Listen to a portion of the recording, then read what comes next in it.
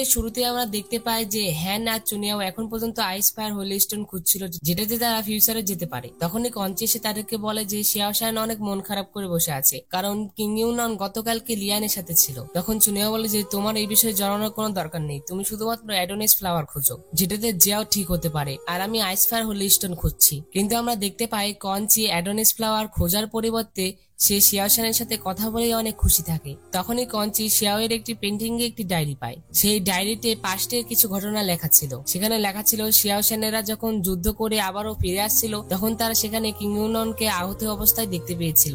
তখন শিয়াও শান তার মেয়ে লিয়ানকে বলছিল যে আমাদের একে চিকিৎসা করার জন্য আমাদের মহলে নিয়ে যেতে হবে। তখন লিয়ান বলে যে এ তো আমাদের শত্রু, তাকে আমরা নিয়ে যেতে পারি না, তা না হলে এটা তো নিয়মের বিরুদ্ধে হবে। তো আমরা দেখতে পাই শিয়াও শান তার কোনো কথা শোনে না, সে কিং ইউননকে নিয়ে তার মহলে চলে আসে, আর এরপরে সে তার সেবা করতে থাকে। কোথাও না কোথাও সে তাকে পছন্দ করতে শুরু করেছিল, আর এই কথাটা শিয়াও শানের বাবাও জেনে গিয়েছিল। তখন শিয়াও শানের বাবা শিয়াও শানকে বলছিল যে তুমি কি আমাদের শত্রুকে চিকিৎসা করে আমাদের বিরুদ্ধে যেতে চাচ্ছ?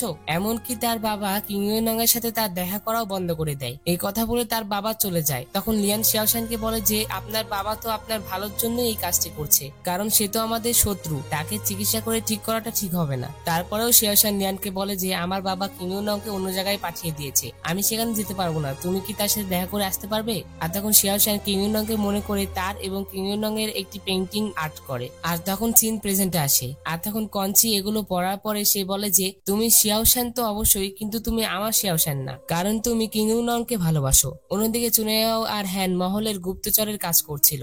তখনই তারা দেখতে পায় একটি সার্ভেন্ট একটি লেটার অনেক টুকরো করে পুকুরে ফেলে দেয়, আর সে তারপর সেখান থেকে চলে যায়। আর তখন চুনিয়াও সেখানে গিয়ে সেই লেটারটি পানি থেকে বের করে তার জাদু দিয়ে আবারও ঠিক করে ফেলে। আর সেই লেটারটি পড়ে তারা বুঝতে পারে যে কেউ কিং ইউনংকে মারতে চলেছে, আর তারা লিয়ানের উপরে সন্দেহ করে। তখন হ্যান বলে যে আমার মনে হচ্ছে লিয়ানই এমনটা করতে পারে, যদি সে তার রাজকুমারীকে ধোকা দিতে পারে তাহলে কিং ইউনংকেও সে বিষ দিয়ে মারতেও পারে। অন্যদিকে কঞ্চি শিয়াও শানকে এসে বলছিল যে কঞ্চি তো লিয়ানের সাথে বিয়ে করতে চলেছে, কিন্তু আপনি তো তাকে বাঁচিয়েছিলেন, সে আপনার সাথে এমনটা কিভাবে করতে পারে? আর তখন শিয়াও শান তাকে থামিয়ে বলে যে সে লিয়ানকে বিয়ে তো ঠিকই করছে, কিন্তু সে আমার মনে অবশ্যই আছে। তখন একটি মেয়ে শিয়াওকে এসে বলছিল যে কিং ইউনং আপনাকে গার্ডেন ডাকছে। তো শিয়াও শান আর কঞ্চি যখন সেখানে যায় তখন সে দেখে যে লিয়ান খুব সুন্দর করে কিং ইউনংকে চা দিচ্ছিল। এটি দেখে শিয়াও শানের ভালো লাগে না। তখন শিয়াও শান কিং ইউনংকে জিজ্ঞাসা করে যে তুমি কি আমাকে কিছু জিজ্ঞাসা করতে চাও? আর তখন কিং ইউনং বলে যে আমি লিয়ানকে বিয়ে করার সিদ্ধান্ত নিয়েছি। আর তখন কঞ্চি তাদের কথার মাঝখানে বলে যে এই সকল কথা তো আপনাকে রাজকুমারীকে বিয়ে করার আগেই ভাবা উচিত ছিল।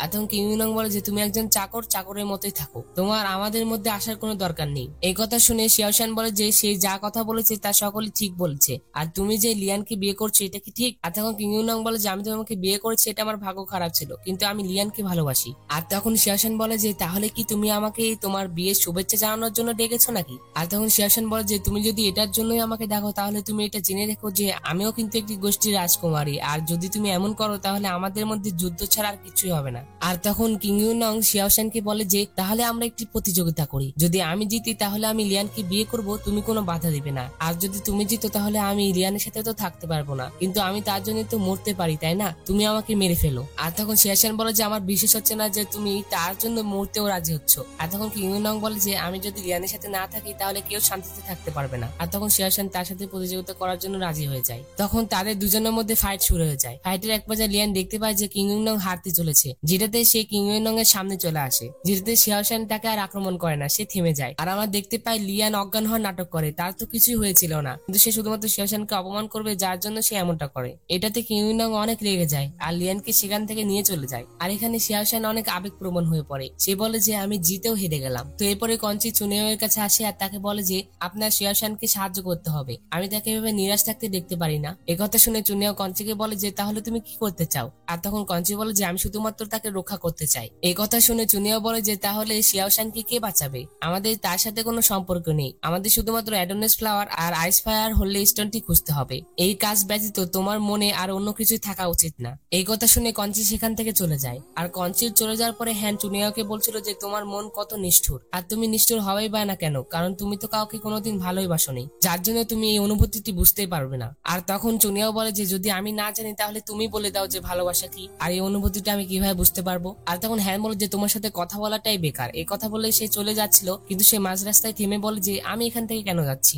আর এরপরে সে চুনিয়াওকে সেই রুম থেকে বের করে দরজা আটকে দেয়। আর চুনিয়াওকে বাইরে বের করে দেওয়ার পরে হ্যান বলে যে আমি তাকে বাইরে বের করে দিলাম কেন, বাইরে তো অনেক ঠান্ডা। নেক্সট সিনে আমরা দেখতে পাই যে শিয়াও শ্যানের মন্ত্রীরা তাকে বলছিল যে আমাদের শত্রু আমাদের সাথে যুদ্ধ করতে চলেছে। আর তখন শিয়াও শ্যান বলে যে আমাদের গোষ্ঠী আর কিং ইউনং এর গোষ্ঠী মিলে তাদেরকে হারিয়ে দিবে, আমি কিং ইউনং এর সাথে কথা বলবো। আর সেখান থেকে আসার পরে শিয়াও শ্যান কঞ্চিকে বলছিল যে কিং ইউনং এর সাথে ফাইট করার সময় আমি আহত হয়েছিলাম, তুমি কি আমাকে মেডিসিন লাগিয়ে দিবে। আর তার ঘাও দেখে কঞ্চি পুরাতন কথাগুলো মনে করতে থাকে। আর তখনই শিয়াও শ্যান পিছনে তাকিয়ে তাকে বলে যে তুমি কি আমার জন্য কান্না করছো। আর তখন কঞ্চি বলে যে না, আমার চোখে কিছু চলে গিয়েছিল। এরপরে শিয়াও শ্যান কিং ইউনং এর সাথে দেখা করতে আসে। আর তখন কিং ইউনং শিয়াও শ্যানকে বলে যে আমি 3 দিন পর লিয়ানকে বিয়ে করতে চলেছি, আমি তোমাকে এটা বললাম কারণ আমার এটা দায়িত্ব ছিল। তখন শিয়াও শ্যান বলে যে তুমি কি ভয় পাও না যে আমি লিয়ানকে আবারও আঘাত করতে পারি। আর তখন শিয়াও শ্যান বলে যে কিন্তু এখন তুমি টেনশন করো না, প্রথমে তো আমি তোমাকে ভালোবাসতাম, যার কারণে লিয়ান যদি তোমার সাথে থাকতো তাহলে আমার অনেক খারাপ লাগতো, কিন্তু এখন আমার এটাতে কোনো যায় আসে না যে কে তোমার সাথে আছে কি নেই। তখন কিং ইউনং বলে যে ঠিক আছে, তুমি যেহেতু বুঝতে পেরেছো এটা তোমার জন্যই ভালো। তখন কিং ইউনং বলে যে আমার তোমার সাথে কথা বলা বাদেও আরো অনেক কাজ আছে। তখন শিয়াও শ্যান বলে যে আমি তোমার সাথে এখানে কথা বলতে আসিনি। আর এরপরে শিয়াও শ্যান কিং ইউনংকে বলে যে আমাদের গোষ্ঠীর উপরে শত্রুরা আক্রমণ করতে চলেছে, যার জন্য আমাদের একসাথে হয়ে তাদের সাথে লড়াই করতে হবে। আর তখন কিং ইউনং বলে যে ও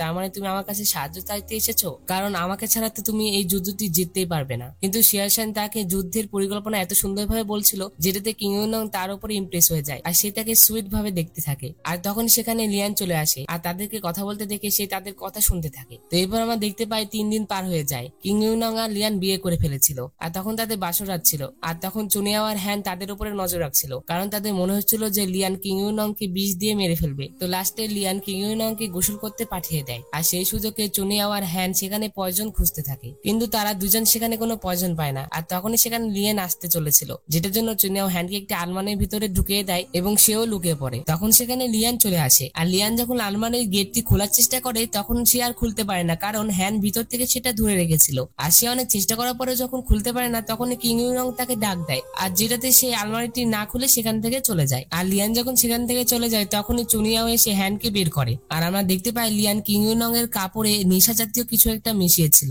যেটার জন্য হ্যান তার কন্ট্রোল হারাতে থাকে আর সে অদ্ভুত অদ্ভুত কাজ করতে থাকে। আর তখন হ্যান চুনিয়াকে বলে যে তুমি এত সুন্দর কিভাবে হতে পারো, এই কথা বলে সে চুনিয়াকে কিস করে। আর এরপরে সে পানিতে পড়ে যায়। তো এরপরে আমরা শিয়াও শ্যানকে দেখতে পাই, সে মন খারাপ করে দাঁড়িয়েছিল, সে কিং ইউনং এর কথা ভেবে কান্না করছিল। তখন সেখানে কঞ্চি চলে আসে। কঞ্চি এসে তাকে বলে যে সে তার জন্য একটি ডিনার প্রস্তুত করেছে। আর তখন কঞ্চি বলে যে এগুলো সব সে নিজে তৈরি করেছে, অর্থাৎ রান্না করেছে আর কি। আর এরপরে কঞ্চি তাকে স্টিম বান খেতে বলে। স্টিম বান চাইনিজ ফুড ছিল। আর তখন সেই স্টিম বান দেখে শিয়াও শ্যান বলে যে এর মধ্যে এত রেড বিন কেন। আর তখন কঞ্চি বলে যে যখন আমি মার্শাল আর্ট অনুশীলন করতাম তখন একজন আমাকে সব সময় লাল সিমের বান পাঠাতো। সে বলেছিল যে লাল মটরশুঁটি মিষ্টি, এটি মার্শাল আর্ট অনুসরণ করার পরে শারীরিক শক্তি পুনরায় পূরণ করার জন্য বিশেষভাবে উপযুক্ত। আর তখন শিয়াও শ্যান বলে যে তুমি কি জানো এই লাল সিমের বানের ভালোবাসার অর্থ আছে। তখন কঞ্চি বলে যে হ্যাঁ, সে সবসময় জানতো। আর তখন শিয়াও শ্যান কঞ্চিকে বলে যে তুমি কি সেই মেয়েটিকে খুঁজছো নাকি, তুমি যদি সত্যি তাকে ভালোবাসো তাহলে আগামীকাল আমি তোমার জন্য তাকে খুঁজে দিব। তখন কঞ্চি বলে যে এটা আমার দোষ যে আমি তাকে হারিয়ে ফেলেছি। তো এরপরে তারা ড্রিঙ্কস করে। আর এরপরে শিয়াও শ্যান কঞ্চিকে বলে যে যেহেতু তুমি আমার জন্য রান্না করেছো যার জন্য আমি তোমাকে আজ থেকে কুম্ফু শিখাবো, আর তুমি যদি তোমার ভালোবাসার মেয়েকে আবারও পেয়ে যাও তাহলে তুমি যেন তাকে রক্ষা করতে পারো। আর এরপরে শিয়াও শ্যান তাকে ফাইট শিখাতে থাকে, অর্থাৎ কুম্ফু। তারা যখন কুম্ফু শিখছিল তখনই সেখানে আতশবাজি ফুটানো হয়। আর তখনই শিয়াও শ্যান সেই আতশবাজি দেখতে থাকে। আর শিয়াও শ্যানকে আতশবাজি দেখতে দেখে কঞ্চির সেই কথা মনে পড়ে যখন তারা দুজনে একসাথে আতশবাজি দেখছিল। তো এর পরের দিন আমরা দেখতে পাই চুনিয়াও আর হ্যান একসাথে শুয়েছিল। আর তখন চুনিয়াও এর চোখ খুলে। আর তখন চুনিয়া ঘুম থেকে উঠে দেখে যে সে হ্যানের সাথে শুয়ে আছে। আর তখন হ্যানও জেগে যায়। আর তখন হ্যান জেগে দেখে যে সে চুনিয়াওয়ের সাথে শুয়ে আছে। আর হ্যান যখনই দেখে সে চুনিয়াওয়ের সাথে শুয়ে আছে যেটাতে সে অনেক ভয় পেয়ে যায় আর সে লাথি মেরে চুনিয়াওকে ফেলে দেয়। আর তখন চুনিয়াও অনেক রেগে যায়, সে বলে যে তুমি আমাকে লাথি মারলে। আর তখন হ্যান বলে যে তাহলে তুমি আমার সাথে কেন এখানে, গতকাল রাতে আমাদের মধ্যে কি হয়েছিল। আর তখন চুনিয়াও বলে যে তোমার কি মনে নেই গতকাল আমাদের কি হয়েছিল। আর তাদের এই অবস্থার জন্য হ্যান চুনিয়াওকে দায় দিতে থাকে। কিন্তু কিছুক্ষণ পরে হ্যানের মনে পড়ে যায় যে গতকাল রাতে সে চুনিয়াওকে কিস করেছিল। আর তার যখন সেই কথাগুলো মনে পড়ে তখনই চুনিয়াও তাকে বলে যে তুমি কি এখনো আমাকে দোষী মনে করো, আর তুমি কি এটার জন্য আমাকে দায় দিবে। আর তখন হ্যান এটা ভেবে অনেক লজ্জিত হয়। আর তখন হ্যান তাকে আর কোনো দোষ দেয় না, সে লজ্জা পেয়ে চুনিয়াওকে তার জন্য খাবার আনতে পাঠিয়ে দেয়। তো এর পরবর্তী সিনে আমরা কিং ইউনং আর লিয়ানকে দেখতে পাই, তারা একসাথে একসাথে খাবার খাচ্ছিল, যেখানে একটি সার্ভেন্ট তাদেরকে খাবার সার্ভ করছিল।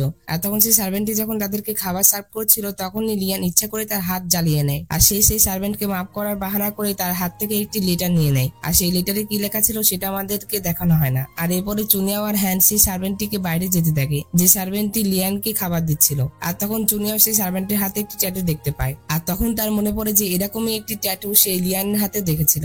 আর তখন হ্যান বলে যে এই লোকটিকে দেখে মনে হচ্ছে হ্যান অবশ্যই কারোর সাথে জড়িত আছে, যার কারণে তারা সেই লোকটির পিছু করার সিদ্ধান্ত নেয়। অন্যদিকে কিংনাও শিয়াওশানের সাথে দেখা করতে এসেছিল, কিন্তু শিয়াওশান তো কঞ্চির সাথে প্র্যাকটিস করছিল। আর তখন শিয়াওশানের মেয়েট শিয়াওশানকে ডাকার জন্য চলে যায়। আর তখন কিংনাও তার জন্য অপেক্ষা করতে থাকে। তো সে যখন সেখানে ছিল তখন তার নজর একটি বক্সের দিকে যায়। আর তখন সে সেই বক্সটি খুলে একটি দুল দেখতে পায়। আর সেই দুল দেখে তার মনে পড়ে সে যখন আহত ছিল তখন তার বুকের উপর সেই দুলটি পেয়েছিল। আর তখন সে মনে করে যে এটা যদি লিয়ানের হয় তাহলে এটা শিয়াওশানের রুমে কি করছে। আর কিংনাও যখন সেই দুল নিয়ে চলে যাচ্ছিল তখনই তার সাথে শিয়াওশানের দেখা হয়ে যায়। আর এরপরে সে শিয়াওশানকে জিজ্ঞেস করে যে এই দুলটি কি তোমার? আর তখন শিয়াওশান বলে যে হ্যাঁ এটা আমারই, অনেক বছর আগে এটি আরো একটি হারিয়ে গিয়েছিল, কিন্তু তবুও আমি এটি অনেক যত্নে রাখি কারণ এটি আমার বাবা আমাকে গিফট করেছিল আর এটি পুরো পৃথিবীতে একটি রয়েছে। আর তখন এই কথা শুনে কিংনাও তাকে তার দুল দিয়ে দেয় এবং সেখান থেকে চলে আসে। আর আমরা দেখতে পাই কিংনাও শিয়াওশানের কথায় কোনো বিশ্বাস করে না। সে লিয়ানের কাছে আসে আর সেই দুলটি দ্বিতীয় যে দুলটি ছিল সেটি তাকে দেখায়। আর তাকে বলে যে তোমার হয়তো বা মনে নেই, কিন্তু আমি যখন অসুস্থ ছিলাম তখন তোমার একটি দুল আমার কাছে রয়ে গিয়েছিল।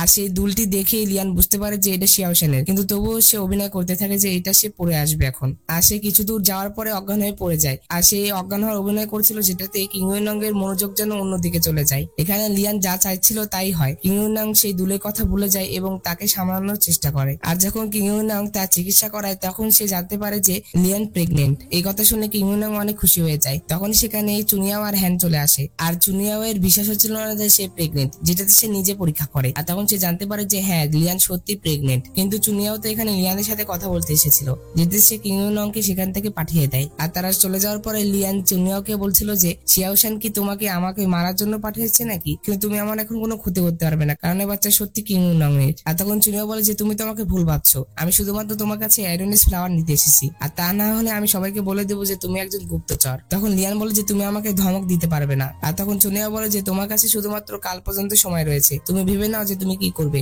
আর তা না হলে তুমি তো তার পরিণতি জানোই। এই কথা শুনে লিয়ান ভয় পেয়ে যায় আর চুনিয়াও সেখান থেকে চলে যায়। আর চুনিয়াও সেখান থেকে চলে যাওয়ার পরে সেখানে একটি ডেমনিক এনার্জি চলে আসে। আর সে লিয়ানকে বলছিল আমি যদি তোমার জায়গায় থাকতাম তাহলে কোনোদিনই ধরা পড়তাম না। তখন লিয়ান ভয় পেয়ে তাকে বলে যে তুমি কে। আর তখন সে বলে যে তুমি শুধুমাত্র এটা বুঝে নাও যে আমি তোমাকে এখানে সাহায্য করতে এসেছি। আর এর পরবর্তী সিনেমা দেখতে পাই লিয়ান হ্যানা চুনিয়াওকে একটি রেস্টুরেন্টে দেখেছিল। আর তখন রেস্টুরেন্টে এসে চুনিয়াওর কিছু অদ্ভুত লাগছিল, তার এখানে কিছু ঠিক মনে হচ্ছিল না। আর আমরা এখানে সেই মাস্ক পরা ডেমনটিকেও দেখতে পাই। আর তখন চুনিয়াও হ্যানকে বলে যে তুমি তোমার চারপাশে দেখো, তোমার কি এখানে কিছু অদ্ভুত লাগছে না? আর আমরা দেখতে পাই হ্যানের তো এগুলোতে কোনো যাই আসে না, সে তো শুধুমাত্র খাবার খেতেই ব্যস্ত থাকে। আর তখন চুনিয়াওকে একটি মেড এসে সার্ভ করতে থাকে, কিন্তু চুনিয়াওয়ের সেই মেডের উপরে সন্দেহ হয়, যেটাতে সে তার মাস্কটি সরিয়ে ফেলে। আর তখন সে দেখতে পায় সেখানে থাকা সকলেই ডেমন ছিল, আর সেখানে থাকা সকল ডেমনদের সেই মাস্ক ছাড়া ডেমনটি কন্ট্রোল করছিল। আর আমরা দেখতে পাই যে সেই ডেমনরা যখন তাদের উপর আক্রমণ করে দেয় তখন হ্যান চুনিয়াওকে বাঁচানোর জন্য তার সামনে চলে আসে, যেটাতে তার সেই চিহ্নতে আঘাত লাগে আর যেটাতে চুনিয়াওয়ের বুকে ব্যথা হতে শুরু হয়ে যায়। আর তখনই সেখানে লিয়ান চলে আসে।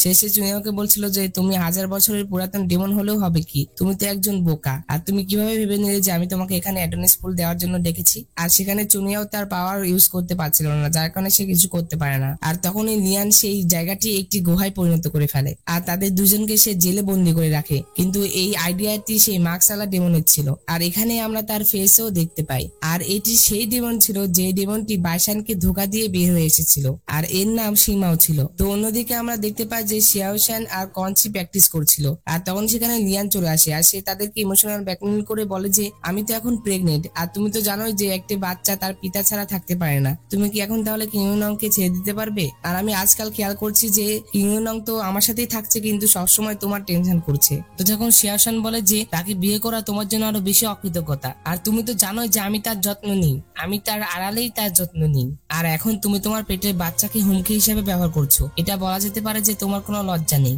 এই কথা বলে শিয়াওশান সেখান থেকে চলে যাচ্ছিল, কিন্তু তখন লিয়ান তাকে আটকায়। আর তখন শিয়াওশান কঞ্চিকে বলে যে তাকে সেখান থেকে নিয়ে যেতে। আর যখনই কঞ্চি তাকে থামাতে যায় তখনই লিয়ান কঞ্চির কাছ থেকে তার সরোয়ারটি নিয়ে নেয়। আর তখন লিয়ান তাদেরকে বলে যে যদি তুমি আমার কথা না শুনলে তাহলে আমি আমার নিজের গলা নিজে কেটে ফেলবো। আর তখন লিয়ান শিয়াওশানকে বলে যে আমরা ছোটকাল থেকে একসাথে বড় হয়েছি, আমি আপনাকে অনেক ভালোভাবে চিনি, আপনি যাকে একবার আপনার মনের মধ্যে রেখে দেন আপনি তাকে কখনোই ছেড়ে দিতে চান না। না, আমি জানি যে আপনি কেবল অপেক্ষা করছেন আমাকে সম্পূর্ণ ব্যর্থ করার সুযোগের জন্য। তখন শিয়াওশান বলে যে তুমি ভুল বুঝছো, আমি শুধু যাকে ভালোবাসতাম তার কাছে তার প্রিয়জনকে খুঁজে পেতে চাই, কিন্তু এটা আমি হই বা অন্য কেউ হোক সেটা ব্যাপার না। তখন লিয়ান বলে যে তাহলে যদি এটা সত্য হয় তাহলে তুমি কিং ইউনংকে এখনই ছেড়ে দিচ্ছ না কেন? আর তখন শিয়াওশান কঞ্চিকে ইশারা করে, আর যেটাতে কঞ্চি কিং ইউনং এর নাম নিয়ে লিয়ানকে বিভ্রান্তি ফেলে তার কাছ থেকে সোয়ার্ডটি নিয়ে নেয়। আর এরপরে কঞ্চি তার সোয়ার্ড দিয়ে লিয়ানের পেটে একটি আঘাত করে, আর যেটাতে সে পড়ে যায়। আর তখন সেটা কিং ইউনংও দেখতে পেয়েছিল। আর তখন লিয়ান শিয়াওশানের দিকে ইশারা করে,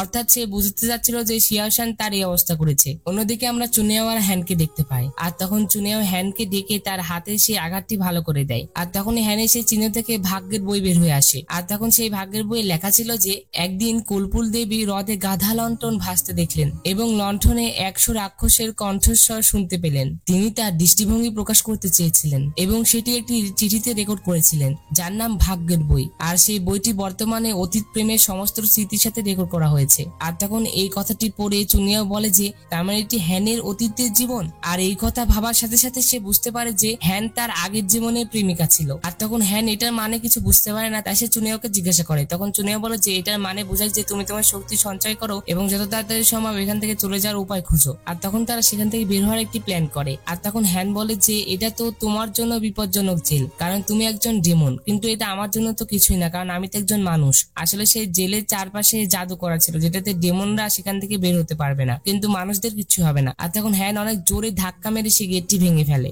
আর এরপরে তারা বাইরে চলে আসে। তো তখন সেখানে একটি সৈন্য এসে শিয়াওশানকে বলছিল যে তাদের রাজ্যে জুয়েলান গোষ্ঠীরা আক্রমণ করে ফেলেছে, আর তাদের সৈন্য শক্তি আমাদের সৈন্য শক্তির থেকেও বেশি, আর যেটার জন্য আপনার কিং ইউনং এর কাছে সাহায্য চাইতে হবে। আর এরপরে এই কথা শোনার পরে শিয়াওশান তাড়াতাড়ি করে কিং ইউনং এর কাছে চলে আসে। আর এরপরে সে তাকে সাহায্য করার জন্য জিজ্ঞাসা করে। আর তখন কিং ইউনং বলে যে তুমি তো আমার বাচ্চাকে মেরে ফেলেছো, তোমার জন্য আমার বাচ্চা এই দুনিয়ার মুখ দেখতে পেল না, আর তুমি তো দাবি করো যে তুমি আমাকে বাঁচিয়েছো, এখন তো আমার এই কথাতেও বিশ্বাস হয় না। আর তখন শিয়াওশান তার কাছে ক্ষমা চায় আর তার কাছ থেকে তবুও সাহায্য চায়, আর সেটাকে বলে যে আমার রাজ্য ধ্বংস হয়ে যাবে, তুমি প্লিজ আমাকে সাহায্য করো। কিন্তু কিং ইউনং লিয়ানের জালে এতটাই ফেসে গিয়েছিল যেটাতে সে সত্যটা দেখতে পাচ্ছিল না, যার কারণে সে শিয়াওশানের কোনো কথা শুনে না এবং সেই সৈন্যদের দিয়ে তাকে বাইরে বের করে দেয়। অন্যদিকে আমরা হ্যান আর চুনিয়াওকে দেখতে পাই, তারা জানতে পেরেছিল যে তাদেরকে জুলিয়ান গোষ্ঠীরাই বন্দী করেছিল। আর আমরা দেখতে পাই চুনিয়াও আর হ্যান একটি ঘরে চলে এসেছিল। আর তখন তারা সেখানে সেই ডেমনদের লিডার আর একটি ডেমনকে কথা বলতে শুনতে পায়। আর তখন সেই ডেমনটি তার লিডারকে বলছিল যে জিয়াও পরিবার আর কিং ইউনং এর মধ্যে সম্পর্ক খারাপ হয়ে গেছে, আর এটাই সুযোগ তাদেরকে হারানোর জন্য।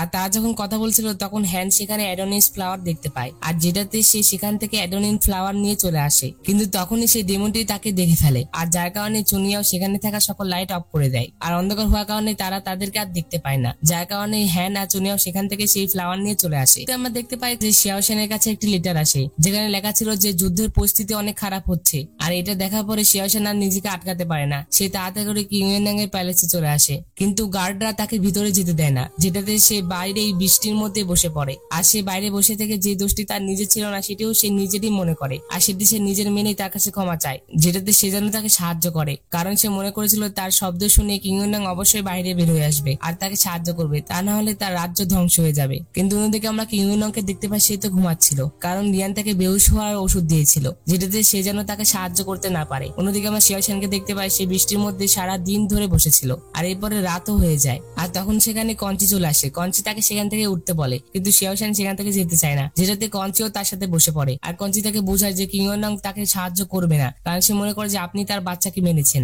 আর কঞ্চিকে বিপদের সময় শিয়াওশানকে সাহায্য করার দিকে শিয়াওশান অনেক ইমোশনাল হয়ে পড়ে। আর এই পরবর্তী সকালে যখন কিং ইউনং এর ঘুম ভাঙে তখন একটি সৈন্য এসে তাকে বলে যে লিয়ানকে পুরো প্যালেসে পাওয়া যাচ্ছে না। আর তখন কিং ইউনং তাকে পুরো রাজ্যে তাকে খোঁজ করতে বলে। আর তখন সেখানে হ্যান আর চুনিয়াও চলে আসে। আর তখন হ্যান এসে কিং ইউনংকে তার সাথে যেতে বলে, কিন্তু কিং ইউনং তার সাথে যেতে চায় না। আর তখন হ্যান বলে যে তুমি কি লিয়ানকে খুঁজছো? সে তো প্রথমেই চলে গিয়েছে, কারণ সে তো জুলিয়ান গোষ্ঠীর গুপ্তচর, আর অ্যাডোনিস ফ্লাওয়ারও সেই চুরি করেছিল। সে তো শুধুমাত্র তোমাকে আর শিয়াওশানকে আলাদা করতে এসেছিল, সে তোমাকে ভালোবাসে না। এতগুলো কথা শোনার পরেও কিং ইউনং হ্যানের কথায় কোনো বিশ্বাস করে না। আর কিং ইউনং যখন বিশ্বাস করছিল না তখন চুনিয়াও তাকে প্রমাণ দেখায় যে গতকাল রাতে লিয়ান তাকে বেহুশ করার ওষুধ দিয়েছিল। আর তখন কিং ইউনং বলে যে এটা কিভাবে হতে পারে, সে তো আমার জীবন জীবন বাঁচিয়েছিল। আর তখন হ্যান বলে যে সেই তোমার জীবন বাঁচায়নি, বরং শিয়াও শান তোমার জীবন বাঁচিয়েছিল। আর এই কথা বলে হ্যান তাকে শিয়াও শানের সেই পেন্টিংটি দেখায়। তখন চুনিয়াও বলে যে শিয়াও শানই তোমাকে বাঁচিয়েছিল, শিয়াও শান তো শুধুমাত্র তোমাকে দেখাশোনা করার জন্য লিয়ানকে পাঠিয়েছিল। আর তখন লিয়ান শিয়াও শান হওয়ার নাটক করে, আর যেটাতে তুমি তাকে শিয়াও শান ভেবেছিলে। আর তখন কিংইউনং এর শিয়াও শানের সেই দুলের কথা মনে পড়ে, যে সেই দুলটি তো শিয়াও শানের কাছে পেয়েছিল। আর তখন কিংইউনং তাদের কথায় বিশ্বাস করে। আর তখন হ্যান তাকে বলে যে শিয়াও শান তো অনেক আগে জুলিয়ান গোষ্ঠীর সাথে যুদ্ধ করার জন্য চলে গিয়েছে। এই কথা শোনার পরে কিংইউনং যুদ্ধের জন্য বের হয়ে পড়ে। অন্যদিকে আমরা শিয়াও শানকে দেখতে পাই, সে আর কঞ্চি ফাইট করছিল। আর শিয়াও শান যখন ফাইট করছিল তখনই দূর থেকে লিয়ান জাদু করে তাকে আহত করে ফেলে। আর শিয়াও শানকে আহত হতে দেখে কঞ্চির পাখা বের হয়ে আসে, আর সে উড়ে গিয়ে তাকে ধরে। আর কঞ্চির পাখা থেকে শিয়াও শান বলে যে তাহলে তুমি সত্যি ফেদার ক্ল্যান থেকে এসেছো। আর তখন শিয়াও শান তার কাছে ক্ষমা চায়। আর তখন কঞ্চি বলে যে তুমি মরতে পারো না, তুমি আমাকে বলেছিলে যে তুমি আমাকে তরবারি চালানো শেখাবে, আর তুমি আমাকে কথাও দিয়েছিলে যে আমি যতক্ষণ না যাবো না ততক্ষণ আমি তোমার পাশে থাকতে পারবো, তুমি তোমার প্রতিজ্ঞা ভঙ্গ করতে পারো না। তো তখন সেখানে কিংইউনং চলে আসে যুদ্ধ করার জন্য। আর তখনই সে সেখানে লিয়ানকে দেখতে পায়, যেটাতে সে তার পিছু করে। অন্যদিকে কঞ্চি শিয়াও শানকে বলছিল যে কিংইউনং চলে এসেছে, এখন তোমরা যুদ্ধ জিতে যাবে। আর এই কথা শুনে শিয়াও শান অনেক খুশি হয়। সে বলে যে কিংইউনং অন্তত আসলো। তো শিয়াও শান এখানেই মারা যায়। পরপর দুইবারই শিয়াও শান মারা গেল, কঞ্চি এখানে তাকে বাঁচাতে পারলো না। অন্যদিকে আমরা কিংইউনংকে দেখতে পাই, সে লিয়ানের কাছে পৌঁছে গিয়েছিল। সে লিয়ানকে বলে যে আমরা তো স্বামী স্ত্রী ছিলাম, তুমি আমাকে ধোঁকা কেন দিলে? আর তখন লিয়ান তাকে কোনো রিজন দেয় না। সে বলে যে তোমার জন্য আমার গোষ্ঠী হেরে গেল, আর এটার জন্য আমিও হেরে গিয়েছি, তো তুমি এখন আমাকে মেরে ফেলো। আর তখন কিংইউনং তাকে সোয়ার্ড দেখে বলে যে তুমি কি মনে করো যে আমি তোমাকে মারতে পারবো না? আর তখন লিয়ান তার কাছে গিয়ে বলে যে আমি যা কিছু করেছি কিনা সেটার জন্য আমার কোনো আফসোস নেই, কিন্তু কোথাও না কোথাও আমি তোমাকে ভালোবাসতে শুরু করেছিলাম। আর আমরা দেখতে পাই যে এখানে কিংইউনং ও লিয়ানকে মারতে পারে না, কারণ সেও কোথাও না কোথাও তাকে ভালোবাসতো। আর তখন লিয়ান কিংইউনংকে বলে যে তোমার কি আমাকে মারার সাহস নেই? আর এই কথা বলে লিয়ান নিজেই তার সোয়ার্ড নিয়ে তার গলা কেটে ফেলে, আর লিয়ানও এখানেই মারা যায়। আর তখন কিংইউনং তার সাথে কাটানো সকল মুহূর্তটি মনে করতে থাকে। তো তখন সেখানে চুনিয়াও আর হ্যান চলে আসে। হ্যান এতজনকে মরতে দেখে চুনিয়াওকে বলে যে আমরা কি এই দুনিয়ায় এদের জন্য কিছু করতে পারি না? তখন চুনিয়াও বলে যে আমাদের কিছুই করার নেই, আমরা শুধু এটা দেখতেই পারবো। এরপর আমরা দেখতে পাই যে কঞ্চি চুনিয়াওকে জিজ্ঞাসা করছিল যে শিয়াও শান বাঁচতে পারবে কিনা, কিন্তু চুনিয়াও বলে যে শিয়াও শান আর বাঁচতে পারবে না, তাকে বাঁচানো সম্ভব নয়। আর এই কথা শোনার পরে কঞ্চি তার কন্ট্রোল হারিয়ে ফেলে, আর সে অনেক রেগে যায়। আর তখন সে কিংইউনংকে দোষ দিতে থাকে যে এই সকল ঘটনা তার জন্যই ঘটেছে। তখন চুনিয়াও তাকে বোঝায় যে এতে কারো কোনো দোষ নেই। আর তখন কঞ্চি বলে যে আপনি ঠিক বলেছেন, কিন্তু এখানে আমারই দোষ ছিল, আমি তাকে বাঁচাতে পারলাম না। এই কথা বলে সে নিজেকে মারতে থাকে। আর তখনই হ্যান তাকে থামায়, আর তাকে বলে যে নিজেকে মারলে তো সে আর ফিরে আসবে না। আর তখনই শিয়াও শানের বাবা কঞ্চিকে একটি বক্স দেয়, যেটি শিয়াও শান যুদ্ধে যাওয়ার আগে কঞ্চির জন্য রেখে গিয়েছিল। যখন কঞ্চি সেই বক্সটি ওপেন করে তখন সে তার ভিতরে আইস ফায়ার হোলি স্টোন দেখতে পায়। আর নিজের ওয়াইফকে বিশ্বাস না করার কারণে কিংইউনং অনেক লজ্জিত ছিল, যার জন্য সে শিয়াও শানের বাবার কাছে হাঁটু করে বসে। আর তাকে বলে যে সে সারা জীবন তাদের রাজ্যে থাকবে এবং তাদের রাজ্যকে সুরক্ষিত রাখবে। আর তখনই চুনিয়াও অ্যাডোনিস ফ্লাওয়ার বের করে, আর সেটি কঞ্চিকে দেখিয়ে বলে যে পুরো পৃথিবীতে শুধুমাত্র একটি শিয়াও শান আছে, এখন তুমি ডিসাইড করো যে তুমি কোন শিয়াও শানকে বাঁচাবে। আর তখন চুনিয়াও তাকে সেই ফ্লাওয়ারটি দিয়ে দেয়। আর তখনই কঞ্চির মনে পড়ে যে শিয়াও শান সবসময় তার পরিবারকে মনে করতো। সে ভাবতো যে তার পরিবার কে আর তারা কোথায় আছে আর তাদের সাথে তার দেখা হবে কিনা, যার কারণে কঞ্চি তার নিজের কথা না ভেবে শিয়াও শানের খুশির কথা ভাবে। আর যার জন্য সে এই দুনিয়াতেই শিয়াও শানকে জীবিত করে দেয়, যেটাতে সে যেন তার পরিবারের সাথে খুশি খুশি থাকতে পারে। এরপর আমরা দেখতে পাই চুনিয়াও রাক্ষস পুলে ফিরে আসার আগে শিয়াও শানের সাথে দেখা করতে চাচ্ছিল, কারণ সে আইস ফায়ার হোলি স্টোনটি নিতে যাচ্ছিল, যেটা দিয়ে সে কুলুন মেরোটি ঠিক করতে পারে। তো যখন তারা শিয়াও শানের সাথে দেখা করে তখন শিয়াও শান তাদেরকে সেই স্টোনটি দিয়ে দেয়, আর সবাইকে ডিনারের জন্য ইনভাইট করে। তো এখানে তো শিয়াও শান প্রথমে তাদেরকে না চেনার ভান করে, কিন্তু পরে তারা জানতে পারে যে সে তাদেরকে চিনতে পারে। আর কঞ্চি যখন এটা বুঝতে পারে যে শিয়াও শান তাকে চিনে তখন সে অনেক খুশি হয়। আর তখন কঞ্চি ঠিক করে যে সেও কিছুদিন এখানেই থাকবে শিয়াও শানের সাথে। তো এরপরে আমরা দেখতে পাই চুনিয়াও আর হ্যান আবারও তাদের পৃথিবীতে চলে আসে, আর এরপরে তারা একটি ফেস্টিভ্যাল উদযাপন করছিল। আর তখন হ্যান সেখানে ফানুস দেখতে পায়, যেটাতে সে তার উইশ সেখানে লেখে আর সেই ফানুসটি উড়িয়ে দেয়। আর তখন চুনিয়াও সময় আটকিয়ে তার উইশটি দেখে। সে দেখে যে হ্যান তার জন্য একটি বয়ফ্রেন্ড চেয়েছিল, যে তার সবসময় কেয়ার করবে এবং তাকে বিপদে বাঁচাবে। তো এরপর আমরা দেখতে পাই চুনিয়াও দেখতে পায় যে কুল্লুর মেরোকে ঠিক করার জন্য এখনো 5 কালারের ম্যাজিক লোটাস লাগবে, যেটা এখন পর্যন্ত পুরোপুরি ফুটেনি, আর এটার জন্য রেড ফেদার স্কেলও লাগবে। আর তখনই চুনিয়ার জন্য রেড ফেদার স্কেল নিয়ে চলে আসে, যেটা কিনা রেড ফেদার মারমেডের ব্লাড দিয়ে তৈরি হয়েছিল। আর যখনই চুনিয়াও সেটি হাতে নেয় তখন সেটা নষ্ট হয়ে যায়। আর তখন তার সৈন্য বলে যে এটা শুধুমাত্র একটাই ছিল আর এটা অনেক আগের ছিল, আর রেড ফেদার মারমেড স্কেল তো এই স্পিরিট পুলেও নেই, যেটার কারণে আমরা নিতেও পারবো না। আর আমার ছেলে কেন ফিরে আসেনি তার মা জিজ্ঞাসা করছিল।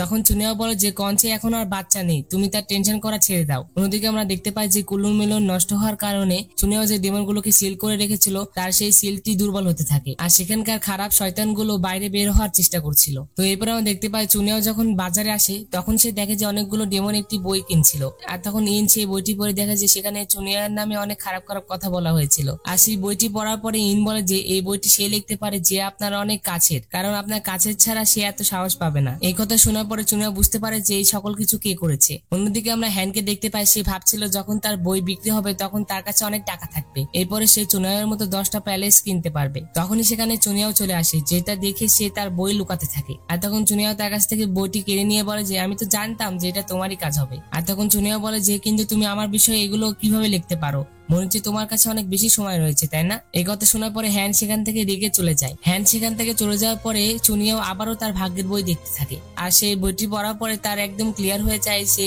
1000 বছর আগে হ্যান কুলপুল দেবী ছিল, যে কিনা ফরগেটফুলনেস রিভারের তলদেশে যে ডিমনগুলো থাকতো তাদের খবর সে লিখে রাখতো এবং তাদের সম্পর্কে ইনফরমেশন কালেক্ট করতো। এই কথা পড়ার পরে চুনিয়া বলেছে যদি তুমি সত্যি স্পিরিট পুলের গডেস ছিলে তাহলে তোমার আর আমার ভাগ্য মিলে আছে। এরপর আমরা হ্যানকে দেখতে পাই সে একটি গাছের নিচে বসেছিল, আর তখনই সে অশুভ কিছুর অনুভব করে, আর তখন একটি ডেমন এসে হ্যানের উপর আক্রমণ করে। আর তখন হ্যান তার সাথে লড়াই করার চেষ্টা করে, কিন্তু সে তার সাথে লড়াই করতে পারে না, আর সেই ডেমনটি তাকে ধরে ফেলে। কিন্তু প্রতিবারের মতো চুনিয়া এবারও তাকে বাঁচাতে চলে আসে, আর সে এসে তাকে বাঁচিয়ে ফেলে, কিন্তু তখন হ্যান অজ্ঞান হয়ে যায়। তো এরপরে চুনিয়াও হ্যানকে তার প্রাসাদে নিয়ে আসে, আর এরপর সে তার চিকিৎসা করতে থাকে। আর তখন সেখানে টিচার ইনও ছিল, আর তখন ইন চুনিয়াকে বলছিল যে আপনি টেনশন করবেন না, হ্যান খুব তাড়াতাড়ি ঠিক হয়ে যাবে। আর আমি এটিও নোটিশ করেছি যে আপনাদের দুজনের পাওয়ার একে অন্যের সাথে মিলিত রয়েছে। আর তখন ইন বলে যে আমি একজন মহিলাকে চিনি যে কিনা নানুয়ান রাজ্যের 1000 বছর বয়সী আধ্যাত্মিক মহিলা, তিনি নারু নদীর দরিদ্র অংশে লোকে আছেন, তিনি আপনাদের এই সমস্যাটি সমাধান করতে পারেন। আর তখন চুনিয়া বলে যে আমি এটি সম্পর্কে শুনেছি,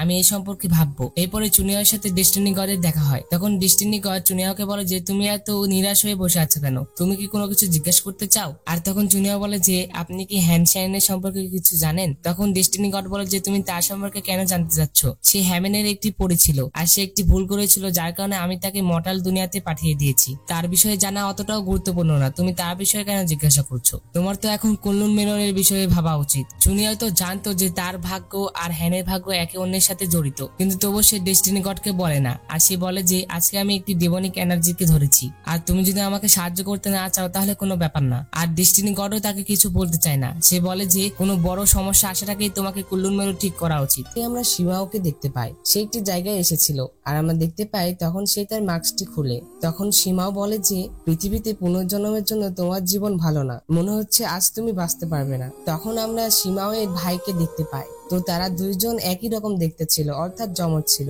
সীমাও বলছিল যে যেহেতু আমরা যমজ ভাই তাহলে তো আমি তোমার জায়গা নিতে পারি। এই কথা বলে সে তার ভাইয়ের ড্রেস পরে নেয়। এর পরের দিন আমরা হ্যান আর চুনিয়াওকে দেখতে পাই।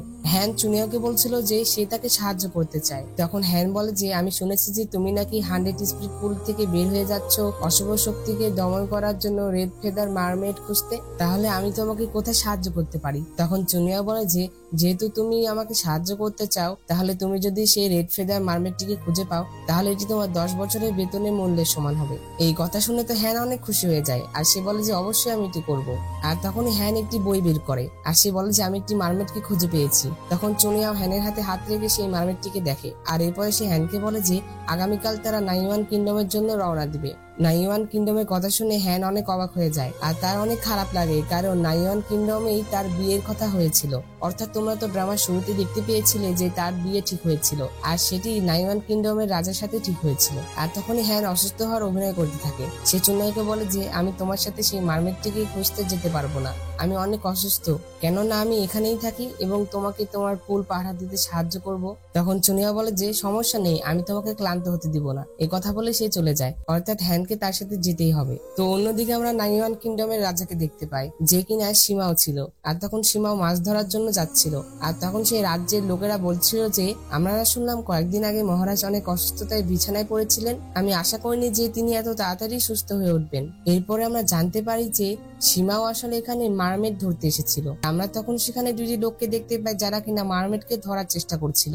আর এক পর্যায়ে দেখতে পাই তারা মারমেড তো ধরতেই পারে না, বরং একটি কচ্ছপ ধরে, যেটা দেখে সীমাও অনেক রেগে যায়। আর এরপর তাদেরকে সেখান থেকে নিয়ে যেতে বলে। তো সেখানে আমরা সীমাওয়ের বোনকেও দেখতে পাই, সেও তার ভাইয়ের সাথে মারমেড ধরতে এসেছিল। তো তখন সেখানে আমরা একটি ছেলেকে দেখতে পাই যার নাম ছিল শিয়ে চ্যাং ইয়ে, আমরা তাকে চ্যাং বলেই ডাকবো। তো এরপরে সেখানে একটি মেয়ে আসে মারমেড ধরার জন্য। আর তখন সীমাও জিজ্ঞাসা করে যে এটা কে। তখন চ্যাং বলে যে এটা আমার দাসী, তার পূর্বপুরুষরা একবার রেড ফেদার মারমেডকে বন্দি করেছিলেন, তাই আমি তাকে ডেকেছি মারমেড ধরার জন্য। আশা করি আপনার সমস্যার সমাধান হবে। তখন সীমাও বলে যে আমি এখন অনেক ক্লান্ত হয়ে পড়েছি, তোমরা আগামীকাল আবারও চেষ্টা করো। এরপরে আমরা সেই মেয়েটিকে দেখতে পাই।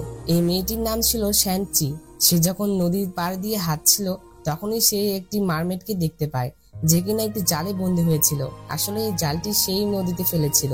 আর তখন সে মারমেড দেখে বলে যে নাইওয়ানে মারমেড কোথা থেকে আসলো। এরপরে সে তাকে জাল থেকে মুক্ত করে দেয় আর তাকে সেখান থেকে চলে যেতে বলে। অন্যদিকে আমরা চ্যাংকে দেখতে পাই, সেও নদীর পাড়ে দাঁড়িয়েছিল।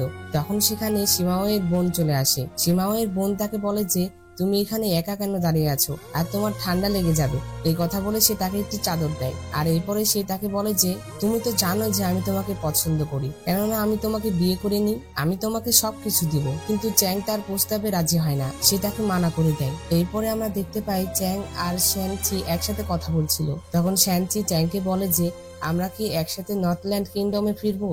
আর তখনই আমরা একটি ফ্ল্যাশব্যাক দেখতে পাই। আমরা জানতে পারি যে এই চ্যাং হলো হ্যানের ভাই, আর হ্যানের বাবাই চ্যাংকে নাইওয়ান কিংডমে পাঠিয়েছে একটি মিশন কমপ্লিট করার জন্য। তো এরপরে আমরা হ্যান আর চুনিয়াওকে দেখতে পাই, তারা তৈরি হচ্ছিল নাইওয়ান কিংডমে যাওয়ার জন্য।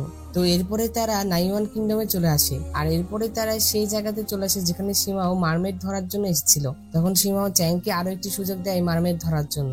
আর তখন হ্যান সীমাওকে দেখে বলে যে এটা নাইওয়ান কিংডমের রাজা, আমি তো ভেবেছিলাম সে একটি বুড়ো ছেলে হবে, কিন্তু সে তো অনেক তরুণ আর দেখতে অনেক সুন্দর। আমি যদি এটা আগে জানতাম তাহলে তো বিয়ে থেকে পালাতাম না। এই কথা শুনে চুনিয়াও তার মাথায় একটি টোকা মারে। এরপরে আমরা দেখতে পাই শ্যানচি আবারও নদীতে জাল ফেলে। এরপরে সীমাও হ্যানকে দেখতে পায়, আর হ্যানকে দেখে সীমাও বলে যে অবশেষে তাহলে তুমি এখানে চলে এসেছো।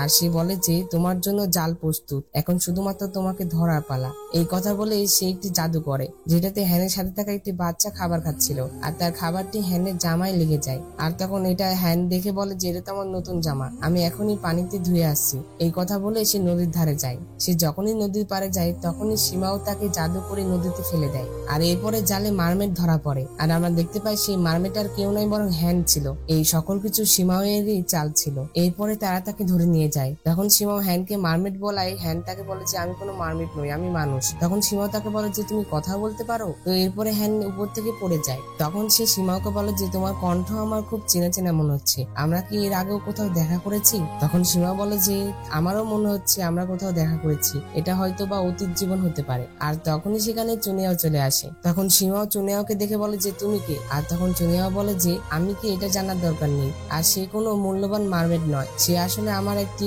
চুনিয়াও যখন এই কথা বলে তখনই হ্যান মনে মনে বলে যে তুমি আমার আসল পরিচয়টাকে বলো না যে আমি বিয়ে থেকে পালিয়েছিলাম। আর তখন চুনিয়াও সীমাওকে বলে যে সে আমার একটি পোষা প্রাণী, একেবারেই মারমেড নয়। এই কথা বলে চুনিয়াও হ্যানকে জাদু করে, যেটাতে হ্যানের পা আবারও চলে আসে। আর এটা দেখে সীমাও কিছু না জানা অভিনয় করে। সে বলে যে তুমি এটা কি জাদু করলে যে তার পা আবারও চলে আসলো। আসলে সে এখানে সাধারণ মানুষ হওয়ার অ্যাক্টিং করছিল, কিন্তু তোমরা তো জানোই সে একজন ইভিল ছিল। তখন চুনিয়াও সীমাওকে বলে যে তুমি মনে করেছো যে একটি মারমেডকে ধরেছো, আসলে তার সোনার জালটি যে কেউ ছুঁলে কিছু সময়ের জন্য মারমেড হয়ে যাবে। তখন সীমাও চুনিয়াওকে বলে যে আসলে তুমি কে। তখন চুনিয়াও বলে যে 100 স্পিড পুলের মাস্টার চুনিয়াও। এই কথা শুনে সীমাও মুচকি হাসে। অন্যদিকে আমরা চ্যাংকে দেখতে পাই, সে বলে যে আমার বোন তো 1 বছর ধরে নিখোঁজ, হঠাৎ করে সে এখন এখানে কি করছে। তো এরপরে সেখানে শ্যানচি চলে আসে। আসলে চ্যান আর শ্যানচি নাইওয়ান কিংডমের রাজাকে মারতে চাচ্ছিল, যার জন্য তারা বিভিন্ন পরিকল্পনা করছিল। আর সেই সকল পরিকল্পনার মধ্যে এটিও একটি ছিল। আসলে শ্যানচি এমন একটি জাল ফেলেছিল যেটাতে যে কোনো মানুষ সেই জাল স্পর্শ করলে কিছু সময়ের জন্য মারমেড হয়ে যাবে। আর তারা মারমেড হওয়ার জন্য একটি মানুষ প্রস্তুত করেছিল। আর তখন শ্যানচি চ্যানকে বলে যে আমাদের লোককে মেরে ফেলা হয়েছে, আর সেই অজানা মেয়েটি সেই জালে ফেসে গিয়েছে। তো তারা বুঝতে পারে না যে তাদের লোককে কে মারলো। এরপরে আমরা চুনিয়াও আর হ্যানকে দেখতে পাই। চুনিয়াও সীমাওকে বলছিল যে তারা এখান থেকে চলে যাবে। এই কথা বলে তারা যখন চলে যাচ্ছিল তখনই সকল সৈন্যরা তাদেরকে ঘিরে ধরে। তখন সীমাও বলে যে তোমরা কি সত্যি মনে করো যে নাইয়ার কিংডম একটি এলোমেলো জায়গা, তোমরা যখন খুশি আসবে যখন খুশি চলে যাবে? তখন চুনিয়া বলে যে তাহলে তুমি কি করতে চাও? তখন সীমাও বলে যে যেহেতু তুমি অনেক শক্তিশালী তাই তুমি এখানে প্রায়শ্চিত্তের জন্য থাকো, আসল মানমেট খুঁজতে আমাকে সাহায্য করো। আর তখন চুনিয়া বলে যে ঠিক আছে। তখন সীমা বলে যে তাহলে এটা আমাদের মধ্যে একটা ডিল থাকলো। এরপর আমরা শান্তিকে দেখতে পাই সে নদীর পাড়ে প্রার্থনা করতে আসে। আসলে আজ তার জন্মদিন ছিল, আর সে যখন প্রার্থনা করছিল তখন সেখানে সেই মারমেটটি আবারও চলে আসে। এই মারমেটটির নাম ছিল হিং। তখন শ্যানচি তাকে বলে যে তুমি এখানে আবারও এলে কেন? তখন হিং বলে যে আমরা দুজনেই তো মারমেট, আমি তোমাকে এখানে একা রেখে কিভাবে পালিয়ে যেতে পারি? আর তখন শ্যানচি একটি দৃশ্য মনে করে। সে মনে করে যে চ্যাং তাকে কিভাবে বাঁচিয়েছিল। তখন শ্যানচি বলে যে সে আস্তে আস্তে আমার থেকে অনেক দূরে চলে যাচ্ছে, সে এখানে আসার পর থেকে একবারও হাসেনি। তো তারা যখন কথা বলছিল তখনই সেখানে চ্যাং চলে আসে। আসলে চ্যাং শ্যানচির জন্য একটি হেয়ারপিন কিনেছিল, কিন্তু শ্যানচিকে হেং এর সাথে কথা বলতে দেখে তার অনেক রাগ হয়। অন্যদিকে আমরা চুনিয়াওকে দেখতে পাই। চুনিয়াও কিন্তু চাইলেই সেখান থেকে বেরিয়ে আসতে পারতো, কিন্তু সে নিজে থেকেই বের হয়নি, কারণ সে তো এখানে রেড ফেদার মারমেডকে ধরতে এসেছে, অর্থাৎ তার রক্ত নিতে এসেছিল। কারণ রেড ফেদার মারমেডের রক্ত দিলে গানি সেই কুল্লুন আয়নাটি ঠিক হবে, যেটাতে সে অশুভ দানবদের আটকাতে পারবে। তো এরপরে চুনিয়াও হ্যানকে জিজ্ঞাসা করে যে তুমি এটা নিয়ে কেন ভাবছো না যে তুমি কিভাবে মারমেডে পরিণত হলে? এটা কোনো সাধারণ জাদু নয়, আর আমরা যদি সেই মারমেডটিকে ধরতে চাই তাহলে আমাদের জাতীয় পরিবারের সাপোর্ট দরকার হবে। আর আমি রাজার কথাও ভাবছি, আমি তার ব্যবহারের কথা ভাবছি যে তার ব্যবহার এমন কেন। আসলে চুনিয়াওয়ের সেমাইয়ের উপরে কিছুটা সন্দেহ হচ্ছিল। তো তারা যখন কথা বলছিল তখন একটি মেয়ে এসে তাদেরকে বলে যে মহারাজ তাদেরকে ডিনারের জন্য ডেকেছে। তো এরপরে তারা একসাথে ডিনারের জন্য বসেছিল। তখন হ্যান তো সেখানে খুব খায়। আর তখন চুনিয়াও সীমাওকে বলে যে মহারাজ এত অতিথি পরায়ণ আর অপরিচিতদের সাথে একই টেবিলেও খান। তখন সীমাও বলে যে আমি তো তোমাকে বলেছি যে তুমি আমার বিশেষ অতিথি, আর তা বাদেও লোকেদের সাথে পরিচয় হওয়ার জন্য একে অপরের কাছাকাছি হওয়া উচিত। তো এরপরে সীমাও চুনিয়াওকে একটি খাবার অফার করে। আর তখন চুনিয়াও যখন খেতে যাবে তখন সে আবার থেমে যায়, আর সে বলে যে এটি আমার রুচির না। আর তখন এটা হ্যান দেখে বলে যে তুমি খাবার নষ্ট করো কেন, এটা নষ্ট করো না। এই কথা বলে সে সেটি খেতে যাবে, তখনই সীমাও তাকে বাধা দেয়। আর তখনই সে বলে ওঠে যে তোমাদের সাহস কি করে হয় যে আমার খাবারে বিষ দাও? আসলে এটা সীমাওয়েরই পরিকল্পনা ছিল যে চুনিয়াওকে বিষ দিয়ে মারার। আর এরপরে তারা পরীক্ষা করে দেখে যে সত্যি সেখানে বিষ দেওয়া হয়েছিল। তখন সীমা মনে মনে বলে যে তাকে মারাও এতটাও সহজ হবে না। তখন চুনিয়াও সীমাকে বলে যে তুমি তো দেখছি অনেক অল্প সময়ের মধ্যে বিষ আছে কিনা সেটা ধরতে পারো, তোমার অনেক ভালো দৃষ্টিশক্তি আছে। তো এরপরে সীমাও হ্যানকে তার বন্ধু হওয়ার প্রস্তাব জানায়। তখন হ্যানও রাজি হয়ে যায়। এরপরে রাতের বেলা আমরা চুনিয়াওকে ছাদের উপরে দাঁড়িয়ে থাকতে দেখতে পাই। তখন সেখানে হ্যান আসে, যেটাতে চুনিয়া অন্য কাউকে মনে করে তাকে আঘাত করতে যাবে, তখন সে দেখে যে সেটা হ্যান ছিল। আর তখন সে তাকে তার কাছে টেনে নেয়। এরপরে তারা সেখানে একসাথে গল্প করে। এরপরে আমরা চ্যাং আর শ্যানচিকে দেখতে পাই। চ্যাং এসে শ্যানচিকে জিজ্ঞাসা করে যে তুমি এত বিকালে কোথায় গিয়েছিলে? আর তখন শ্যানচি তাকে সত্য বলে না, আর যেটা শুনে চ্যাং সেখান থেকে চলে যায়। আসলে চ্যাং এটা জানতে চাচ্ছিল যে শ্যানচি তাকে এটা বলে কিনা যে সে একটি ছেলের সাথে দেখা করেছিল। তো আমরা দেখতে পাই যে চ্যাং সীমাওয়ের বোনের সাথে সীমাওকে মারা প্ল্যান করে। আর সীমাওয়ের বোন চ্যাংকে সাহায্য করতে চেয়েছিল দুইটি শর্তে। এক নম্বর শর্ত যে চ্যাংকে তার বিয়ে করতে হবে, আর দ্বিতীয় শর্ত যে রাজাকে যে মারবে সে যেন শ্যানচি হয়। তো তখন চ্যাংও তার কথায় রাজি হয়েছিল। এরপরে আমরা সীমাওকে দেখতে পাই, সে একাই বসে থেকে ড্রিঙ্কস করছিল। আর তখনই সে একটি ফ্ল্যাশব্যাক মনে করে। আমরা দেখতে পাই যে সীমাও যখন ফরওয়ার্ড নদীর তলদেশে বন্দী ছিল তখন সেখানে হ্যান তার খেয়াল রাখতো, অর্থাৎ হ্যানের দায়িত্ব ছিল তাকে খাবার দেওয়া বা তার যাবতীয় কাজ করা। তার মানে সীমাও অনেক আগে থেকে হ্যানকে চিনতো, কিন্তু হ্যানের তো স্মৃতি মনে ছিল না, যার জন্যই সে সীমাওকে চিনতে পারছিল না। আর সীমাও আসলে হ্যানকে পছন্দ করতো। তো এর পরের দিন আমরা দেখতে পাইছি চুনিয়াও আর হ্যান ফিশ স্কেল পাউডারের জন্য রওনা দিবে। তখনই হ্যানের সাথে তার ভাইয়ের দেখা হয়। হ্যান যখন তার ভাইকে কিছু বলতেই যাবে তখন তার ভাই বলে যে আমি মহারাজের হোস্টেস, সে চ্যাংয়ে, হ্যানের জন্য শুভকামনা রইল। হ্যান আসলে তার ভাইকে দেখে অনেক অবাক হয়ে গিয়েছিল। হ্যান মনে মনে বলে যে আমার ভাই এখানে কি করছে। তো এরপরে তারা রওনা দিয়ে দেয়। তো এরপরে তারা পৌঁছে যায়। তখন শ্যানচিও সেখানে রাজাকে মারতে চলে এসেছিল। এরপরে চ্যাং এর কাছে একটি সৈন্য এসে বলে যে আমি একটি ঘাতককে দেখেছিলাম, তাই আমি তাকে তীর দিয়ে আঘাত করেছি। তার মানে সেই সৈন্যটি শ্যানচিকে আঘাত করেছে। এরপরে আমরা শ্যানচিকে দেখতে পাই, সে নদীর ধারে এসেছিল। তখন তার সাথে হ্যাং এর দেখা হয়। তখন হিং তাকে বলে যে তুমি রাজাকে মেরো না, কারণ তোমার মাস্টার তোমাকে মারতে চায়। আসলে চ্যাং বলেছিল যে শ্যানচিকে এই কাজ করার পর তাকে মেরে ফেলা হবে, কিন্তু শ্যানচি হ্যাংয়ের কোনো কথাই শোনে না, কারণ সে তো চ্যাংকে অনেক ভালোবাসতো। এরপরে আমরা দেখি যে চুনিয়াও আর চ্যাং চলে আসে ফিশ স্কিল পাউডার নিতে। তো তখন চুনিয়াও সেটি খুঁজে পায়। তখন শ্যানচি শিমাওয়ের ওপর তীর ছুড়ে, কিন্তু সেটি হ্যান দেখতে পায়, যার জন্য সে তার সামনে চলে আসে। তখন শিমাও এটি দেখে সে আবার হ্যানের সামনে চলে আসে, যেটাতে সে আহত হয়ে যায়। আর তখন তারা সৈন্য পাঠিয়ে দেয় সেই ঘাতককে ধরতে। তখন একটি সৈন্য এসে বলে যে তারা একজনকে খুঁজে পেয়েছে। শিমাওয়ের বোন সেই ঘাতককে ধরে এনেছিল। শিমাওয়ের বোন তো মনে করেছিল সেই ঘাতকটি শ্যানচি হবে, কিন্তু যখন সে সেই মেয়েটির মুখ দেখে তখন সে দেখে যে সেই মেয়েটি অন্য কেউ ছিল। আর আমরা তখনই একটি ফ্ল্যাশব্যাক দেখতে পাই। হেং শ্যানচিকে মেরে অজ্ঞান করে দিয়েছিল, যেটাতে শ্যানচি আর সেখানে যেতে পারে না। এটা দেখে শিমাওয়ের বোন তো অনেক রেগে যায় যে এখানে শ্যানচি কেন নেই। শিমাওয়ের বোন তাদের সৈন্যদের বলে যে এখানে তার সাথে অন্য আরো লোক থাকতে পারে, তোমরা তাদেরও খুঁজে বের করো। এরপর আমরা হ্যানকে দেখতে পাই, সে শিমাওকে নিয়ে যাচ্ছিল। এরপরে আমরা শিমাওয়ের বোনকে দেখতে পাই, সে তার সৈন্যকে বলছিল যে সেই মেয়েটিকে মেরে শহরের গেটের সামনে যেন ঝুলিয়ে দেয়। অন্যদিকে আমরা শ্যানচিকে দেখতে পাই, তার জ্ঞান ফিরে আসে। আর শ্যানচি যখনই দেখে যে সে এখনো সেখানেই ছিল তখন সে অনেক রেগে যায় আর সেখান থেকে চলে যেতে লাগে। কিন্তু তখন হেন তাকে থামায় আর তাকে বোঝানোর চেষ্টা করে যে তারা তাকে মারতে চায়, কিন্তু শ্যানচি এখানে তার কোনো কথা শুনে না। শ্যানচি তাকে বলে যে তুমি যদি আর একবারও আমাকে আটকাও তাহলে আমি তোমাকে মেরে ফেলবো। এই কথা বলে সে সেখান থেকে চলে আসে। এর পরের দিন শহরের গেটে সেই মেয়েটির লাশকে ঝুলানো হয়, আর তখন সেখানে শ্যানচিও চলে আসে। তখন শ্যানচি সেটি দেখে অনেক অবাক হয়ে যায়। তখন সে তার মাস্টারের কথা ভাবতে থাকে। তার মাস্টার বলেছিল যে আমরা ব্যর্থ হতে পারি না, আমরা যদি ব্যর্থ হই তাহলে তুমি শুধুমাত্র বোঝা হয়ে থাকবে আর তোমাকে কেউ বাঁচাতে পারবে না।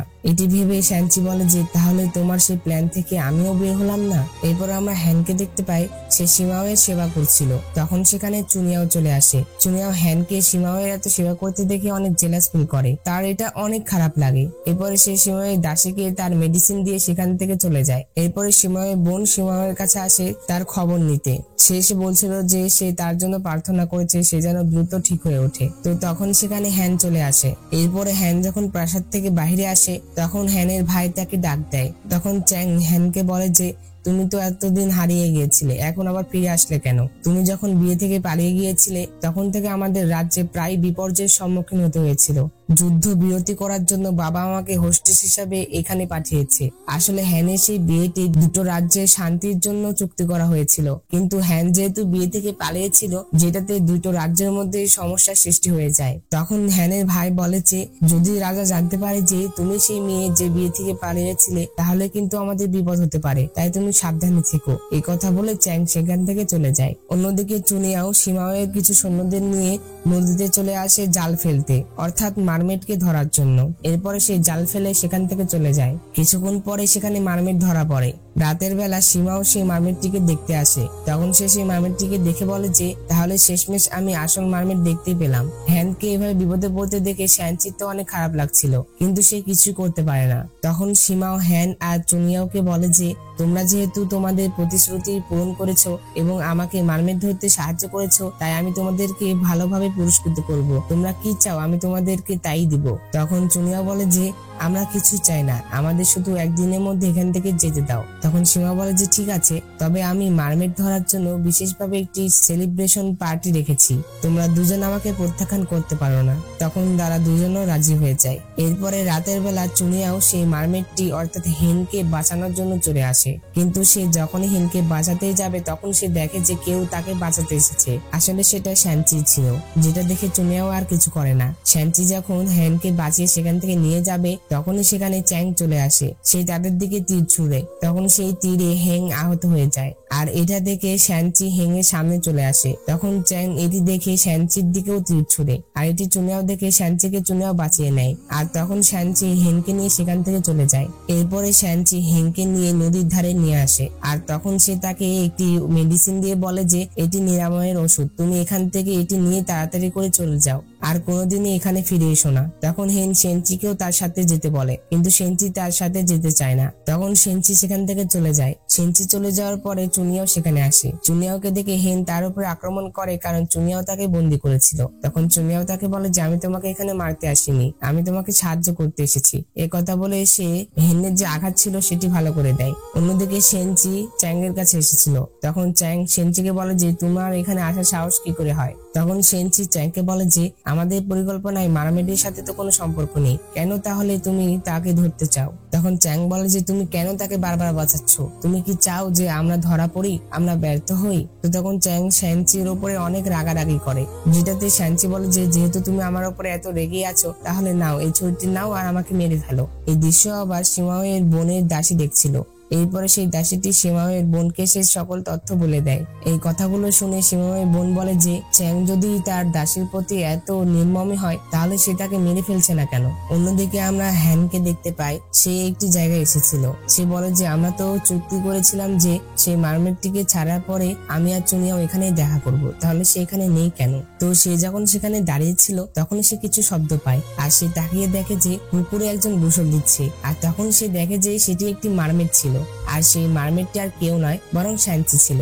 আর তখন সে সেনচিকে দেখে বলে যে তাহলে তুমি সেই রেড ফেদার মারমেড। আসলে চুনিয়াও আর হ্যান মনে করেছিল হেংই হচ্ছে সেই রেড ফেদার মারমেড, যেটাতে তারা তাকে ধরার চেষ্টা করছিল, কিন্তু তারা জানতো না যে সেনচি আসলে রেড ফেদার মারমেড। তো তখন সেনচি হেনকে দেখে তার কাছে আসে আর সে তার গলা টিপে ধরে। তখন হ্যান বলে যে আমি তোমার সত্যটা কাউকে বলবো না, আমাকে ছেড়ে দাও। তখন সেনচি বলে যে আমি তোমাকে কিভাবে বিশ্বাস করব।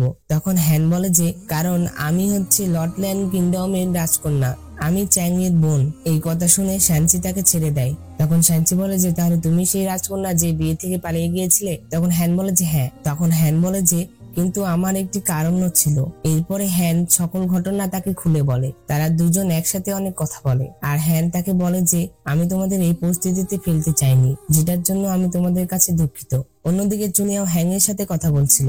হ্যাংও তাকে সত্যিটা বলে না। হ্যাং বলে যে সেই রেড ফেদার মারমেড। আর তখন চুনিয়াও বলে যে আমি তোমার হৃদয়ে এক ফোঁটা রক্ত নিব আমার রাজ্যের লোকেদের বাঁচানোর জন্য। আর তখন হ্যাং বলে যে আমি তোমার কথায় রাজি আছি, কিন্তু আমার একটি শর্ত আছে, সেটা হলো তোমাকে সেনচিকে আমার কাছে এনে দিতে হবে। তো তখন চুনিয়াও তার শর্তে রাজি হয়ে যায়। অন্যদিকে হ্যান সেনচিকে বলছিল যে আমি আর চুনিয়াও তোমাকেই খুঁজছিলাম। 100 স্পিরিট পুলে অনেক সংকট রয়েছে, আর যেটা সমাধান করতে হলে তোমার হৃদয়ের এক ফোঁটা রক্ত লাগবে, কিন্তু এই রক্তের ফোঁটা কি তোমাকে আঘাত করবে। তখন সেনচি বলে যে হ্যাঁ। তখন সেনচি বলে যে আমার হৃদয় থেকে এক ফোঁটা রক্ত নিলে আমি গুরুতর আহত হব, আমাকে সুস্থ করতে 3 বছর সময় লাগবে। তখন সেনচি বলে যে তুমি চিন্তা করো না, আমি অতটাও স্বার্থপর নই, আমি আমার রক্ত তোমাকে দেব, কিন্তু আমাকে প্রথমে আমার কাজ শেষ করতে হবে, দয়া করে তুমি কিছুদিন অপেক্ষা করো। তখন হ্যান বলে যে ঠিক আছে। তো এর পরের দিন সকালে চুনিয়াও যখন দাঁড়িয়েছিল তখনই সেখানে সীমাও তার সৈন্যদের নিয়ে চলে আসে। আর তখন এটি থেকে চুনিয়াও তাকে বলে যে এটির মানে কি। আর তখন সীমাও বলে যে তুমি গতকাল রাতে আমার মারমেডকে ছেড়ে দিয়েছো। তখন চুনিয়াও বলে যে আমি তো গতকাল সেই মারমেডটিকে ধরলাম, আর এরপরে অপ্রত্যাশিত ভাবে তোমার মারমেডটি চলে যায়, আর এটাতে আমার কি দোষ, তুমি আমাকে দোষ দিচ্ছ কেন। তখন সীমা বলে যে শুধু তুমি এই প্রাসাদে মারমেড ধরতে পারো, তার মানে অবশ্যই তুমি তাকে ছেড়ে দিতে পারো। তখন সীমাও চুনিয়াওকে ধরতে বলে, আর তখনই কিছু ডেমন হান্টার চলে আসে যাদেরকে সীমাও নিয়োগ করেছিল, কারণ সীমাও তো এখানে মানুষ হওয়ার নাটক করছিল, যার জন্য সে ডেমনকে ধরার জন্য ডেমন হান্টার নিয়ে আসে। আর তখন সেখানে হ্যান চলে আসে। তখন হ্যান এসে জিজ্ঞাসা করে যে এখানে কি হচ্ছে। তখন চুনিয়াও বলে যে তোমার প্রিয় রাজা আমাদের ধরতে চাচ্ছে মারমেডকে ছাড়ার জন্য। তখন সীমা বলে যে আমি শুধুমাত্র তোমাকে ধরতে যাচ্ছি, হ্যানসাংকে নয়, হ্যানসাং তো এত খাঁটি, সে কিভাবে তোমার সাথে এই কাজ করতে পারে। তখন হ্যানসাং সীমাওকে চুনিয়াওকে ছেড়ে দিতে বলে, কিন্তু সীমাও শোনে না।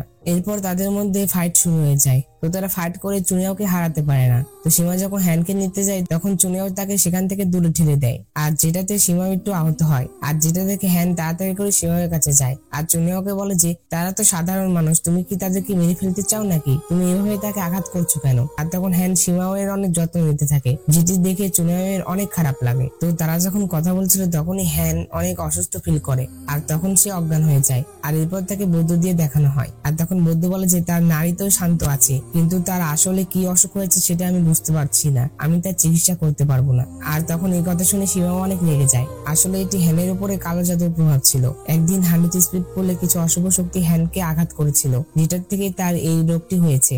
আর তখন চুনিয়াও টিচার ইনের কথা ভাবে, যে টিচার ইন তাকে বলেছিল যে নাইওয়ান কিংডমে একজন বৃদ্ধ মহিলা রয়েছে যিনি কিনা সকল ধরনের রোগের চিকিৎসা করতে পারেন। তো এরপর চুনিয়াও আর সীমাও হ্যানকে নিয়ে সেই বৃদ্ধ মহিলার কাছে যেতে থাকে। তো এরপরে তারা সেখানে পৌঁছে যায়। তো এরপরে তারা সেই বৃদ্ধ মহিলার কাছে আসে। তখন সেই মহিলাটিকে দেখে সীমাও বলে যে একেই সবাই বৃদ্ধ মহিলা বলে, আমি তো মনে করেছিলাম যে অনেক বৃদ্ধ হবে, কিন্তু এ তো একটি ছোট্ট মেয়ে। আর তখন সেই মেয়েটি বলে যে তুমি কি আমার আসল চেহারা দেখতে চাও? এই কথা বলে সে তার আসল চেহারা দেখে, যেটি দেখে সীমা অনেক ভয় পেয়ে যায়। আর তার সাথে সাথে হ্যানও অনেক ভয় পায়। তো তখন সেই মহিলাটি হ্যানকে এসে বলে যে তুমি কি অসুস্থ নাকি? তখন হ্যান বলে যে তুমি কিভাবে জানলে? তখন সেই মেয়েটি বলে যে তোমার কাছে চরম ইনের গন্ধ, অর্থাৎ মানুষের গন্ধ। আর তখন সে চুনিয়াওকে বলে যে তোমার কাছে পৌষাচিক আত্মার গন্ধ।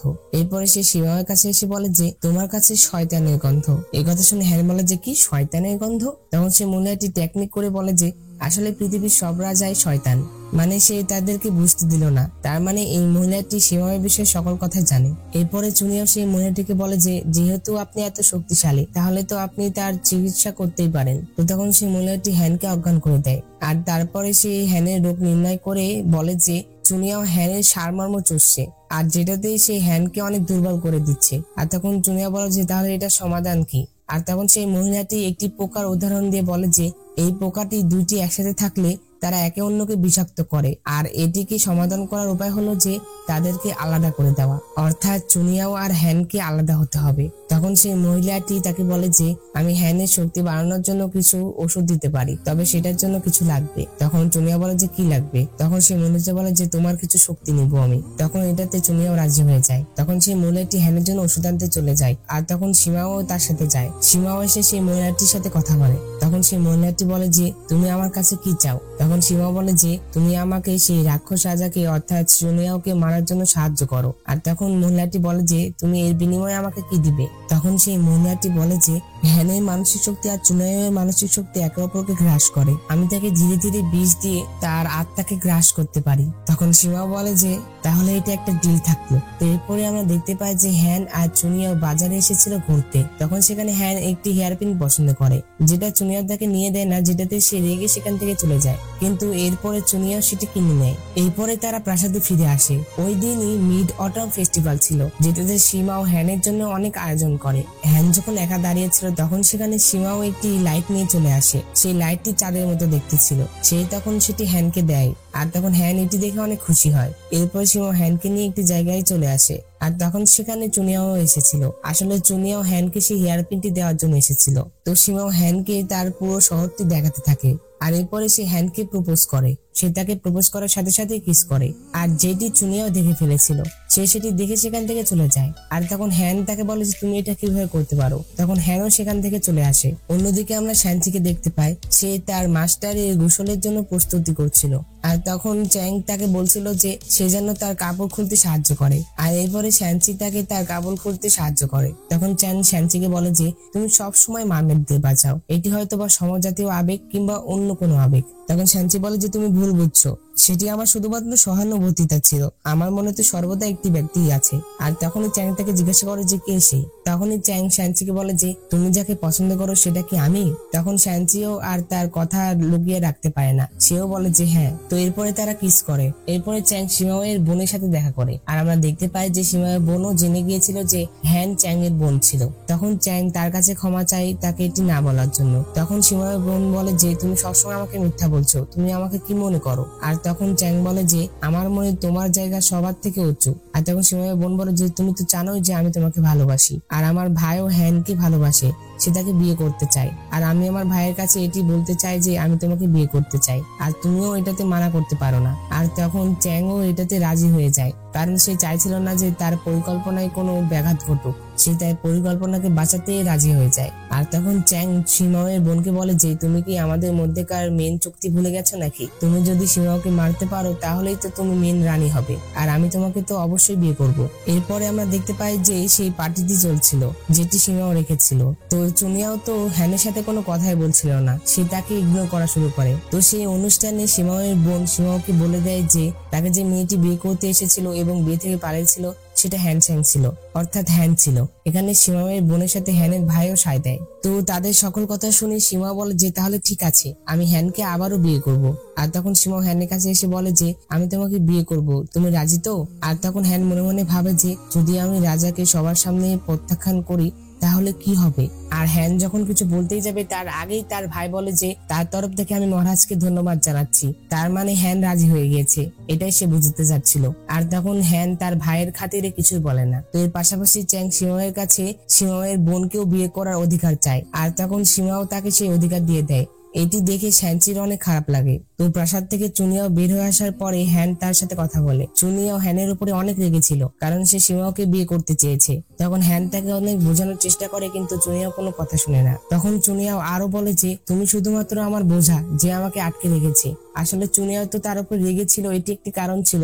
আর আরো একটি কারণ ছিল যে চুনিয়াওয়ের তো তার কাছ থেকে আলাদা হতেই হতো, কারণ তার রোগ যদি ঠিক করতে হয় তাহলে তার কাছ থেকে আলাদা হতে হবে, যার জন্য সে আরো জোর দিয়ে এমনটা করছিল। তো তখন চুনিয়াওয়ের কথা হ্যান অনেক খারাপ বোধ করে। তখন হ্যান চুনিয়াওকে বলে যে তাহলে তোমার কথা মতোই হোক, এখন থেকে আমরা আলাদা পথে যাবো। এই কথা বলে সে চলে যায়। তো এরপরে আমরা একটি ফ্ল্যাশব্যাক দেখতে পাই, যেখানে চুনিয়াও সীমাওয়ের সাথে কথা বলেছিল। সীমাও আসলে চুনিয়াওকে অনেক আগেই বলে দিয়েছিল যে সে হ্যানকে সবার সামনে বিয়ের প্রস্তাব দিবে, আর হ্যান যদি সেখানে রাজি হয়ে যায় তাহলে তো সে তাকে বিয়ে করবে, আর সে রাজি না হলে করবে না। আর চুনিয়াও হ্যানের কথা ভেবে তাকে আর কিছু বলে না। অন্যদিকে হ্যান বসে বসে চুনিয়াওয়ের কথা মনে করে কান্না করছিল। এরপরে চুনিয়াও হ্যানের কাছে আবারও আসে, আর সে হ্যানকে একটি জিনিস দেয় আর তাকে বলে যে এটি অশুভ আত্মা থেকে তোমাকে রক্ষা করবে। তো তারা যখন আরো কথা বলতে যাবে তখন সেখানে সীমাও চলে আসে। তো এরপরে চুনিয়াও তার ঘরে ছিল, আর তখন সে সীমাওকে নিয়ে অনেক ভাবনা চিন্তা করে। আসলে সে সীমাওকে সন্দেহ করছিল, কারণ সেই মহিলাটি সীমাওকে বলেছিল যে তার কাছে শয়তানের গন্ধ পাচ্ছে। আর তা বাদেও সে আরো কিছু লক্ষণ পেয়েছিল যেটাতে সে সীমার উপর সন্দেহ করে। আর সীমাও প্রতিবারই হ্যানকে চাচ্ছিল, এটাও তার ভালো লাগে না। তখন চুনিয়া বুঝতে পারে যে সীমার মধ্যে কোনো তো একটা ভুল আছেই। আর তখন সে বলে যে আমি বুঝতে পেরেছি সীমাওয়ের মধ্যে কোনো একটা ঘাবলা আছে, যেটার জন্য আমি এখান থেকে যেতে পারি না। আমরা দেখতে পাই যে সীমাও একটি রুমে প্রবেশ করে, আর যেটি চুনিয়াও দেখেছিল।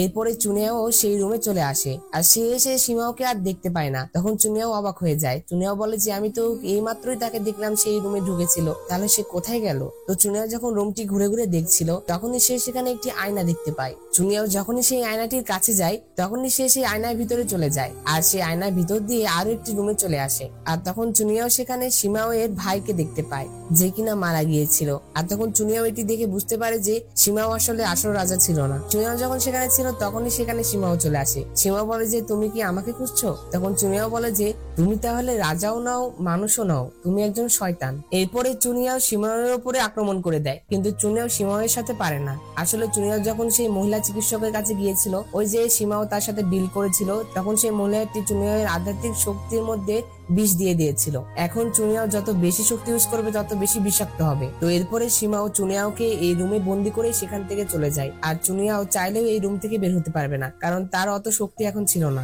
এরপরে আমরা শ্যানচি আর চ্যাংকে দেখতে পাই। তখন চ্যাং শ্যানচিকে বলছিল যে আমি যখন সীমাওয়ের বোনকে বিয়ে করব ওই দিন তুমি আমাকে বিয়ে করবে, অর্থাৎ সীমাওয়ের বোনের জায়গায় সে থাকবে। আর তখন চ্যাং শ্যানচিকে ওই দিন সীমাওকে মারতেও বলে। তখন শ্যানচি বলে যে তুমি কেন রাজাকে মারতে চাও? সে তো হ্যানকে বিয়ে করবে, আর সে তো বলেছে সীমান্তে আর কোনো যুদ্ধ হবে না। তখন চ্যাং বলে যে সে অনেক খারাপ, সে কোনো সময় তার প্রতিশ্রুতি রাখবে না, তাকে মারতেই হবে। এরপরে চ্যাং শ্যানচিকে একটি চাকু দেয় এবং তাকে বলে যে সে মানুষ হোক বা দানব হোক, এই চাকু দিয়ে ছুরিকাঘাত করলে সে অবশ্যই মারা যাবে। অন্যদিকে আমরা হ্যানকে দেখতে পাই, তার কাছে একটি দাসী এসে বলে যে চুনিয়াও রাতেই বাইরে যাওয়ার পরে আর ফিরে আসেনি। তখন হ্যান বলে যে সে আমাকে না বলেই চলে গেল, সে এত হৃদয়হীন মানুষ কিভাবে হতে পারে? এই কথা বলে হ্যান যখন তার বেডের দিকে তাকায় তখনই সে সেখানে একটি বক্স দেখতে পায়। সে সেই বক্সটি খুলে দেখে যে সেখানে সেই দুটি হেয়ারপিন ছিল যেটি সে পছন্দ করেছিল, অর্থাৎ চুনিয়াও তার জন্য এটি নিয়েছে। এটি দেখে সে তাড়াতাড়ি করে চুনিয়াওকে খুঁজতে যায়। হ্যান যখন যাচ্ছিল তখন তার সাথে সীমাওয়ের দেখা হয়ে যায়। সীমাও হ্যানকে বলে যে তুমি এত রাতে কোথায় যাচ্ছ? কালকে আমাদের বিয়ে, চলো তুমি আমার সাথে চলো। আর তখন হ্যান বলে যে আমি তোমার রাজকন্যা হতে পারবো না, কারণ আমি শুরু থেকে শেষ পর্যন্ত যাকে পছন্দ করি সে হলো চুনিয়াও। তখন সীমাও বলে যে তুমি কার কথা বলছো? চুনিয়াও তো অনেক আগেই চলে গেছে, সে তোমাকে চায় না, আমি তোমার সাথে আমার জীবন কাটিয়ে দেব। তখন হ্যান বলে যে তার এখান থেকে চলে যাওয়ার অবশ্যই কোনো কারণ রয়েছে, আমি তাকে চিনি। তখন সীমাও বলে যে তুমি আমার রাজকন্যা, এটা এমন একটা ভাগ্য যেটা তুমি পরিবর্তন করতে পারবে না। এই কথা বলে সে তার সৈন্য দিয়ে হ্যানকে ঘরে বন্দি করে রাখে। এরপরে হ্যান যখন তার রুমে বসেছিল তখনই তার হাতে থাকা হার্ডলকটি জ্বলে ওঠে, যেটাতে সে বুঝতে পারে যে চুনিয়াও এখনো এই প্রাসাদ ছেড়ে যায়নি। এরপরে হ্যান চুনিয়াও থেকে শেখা ইনভিজিবল হওয়ার ম্যাজিক ইউজ করে।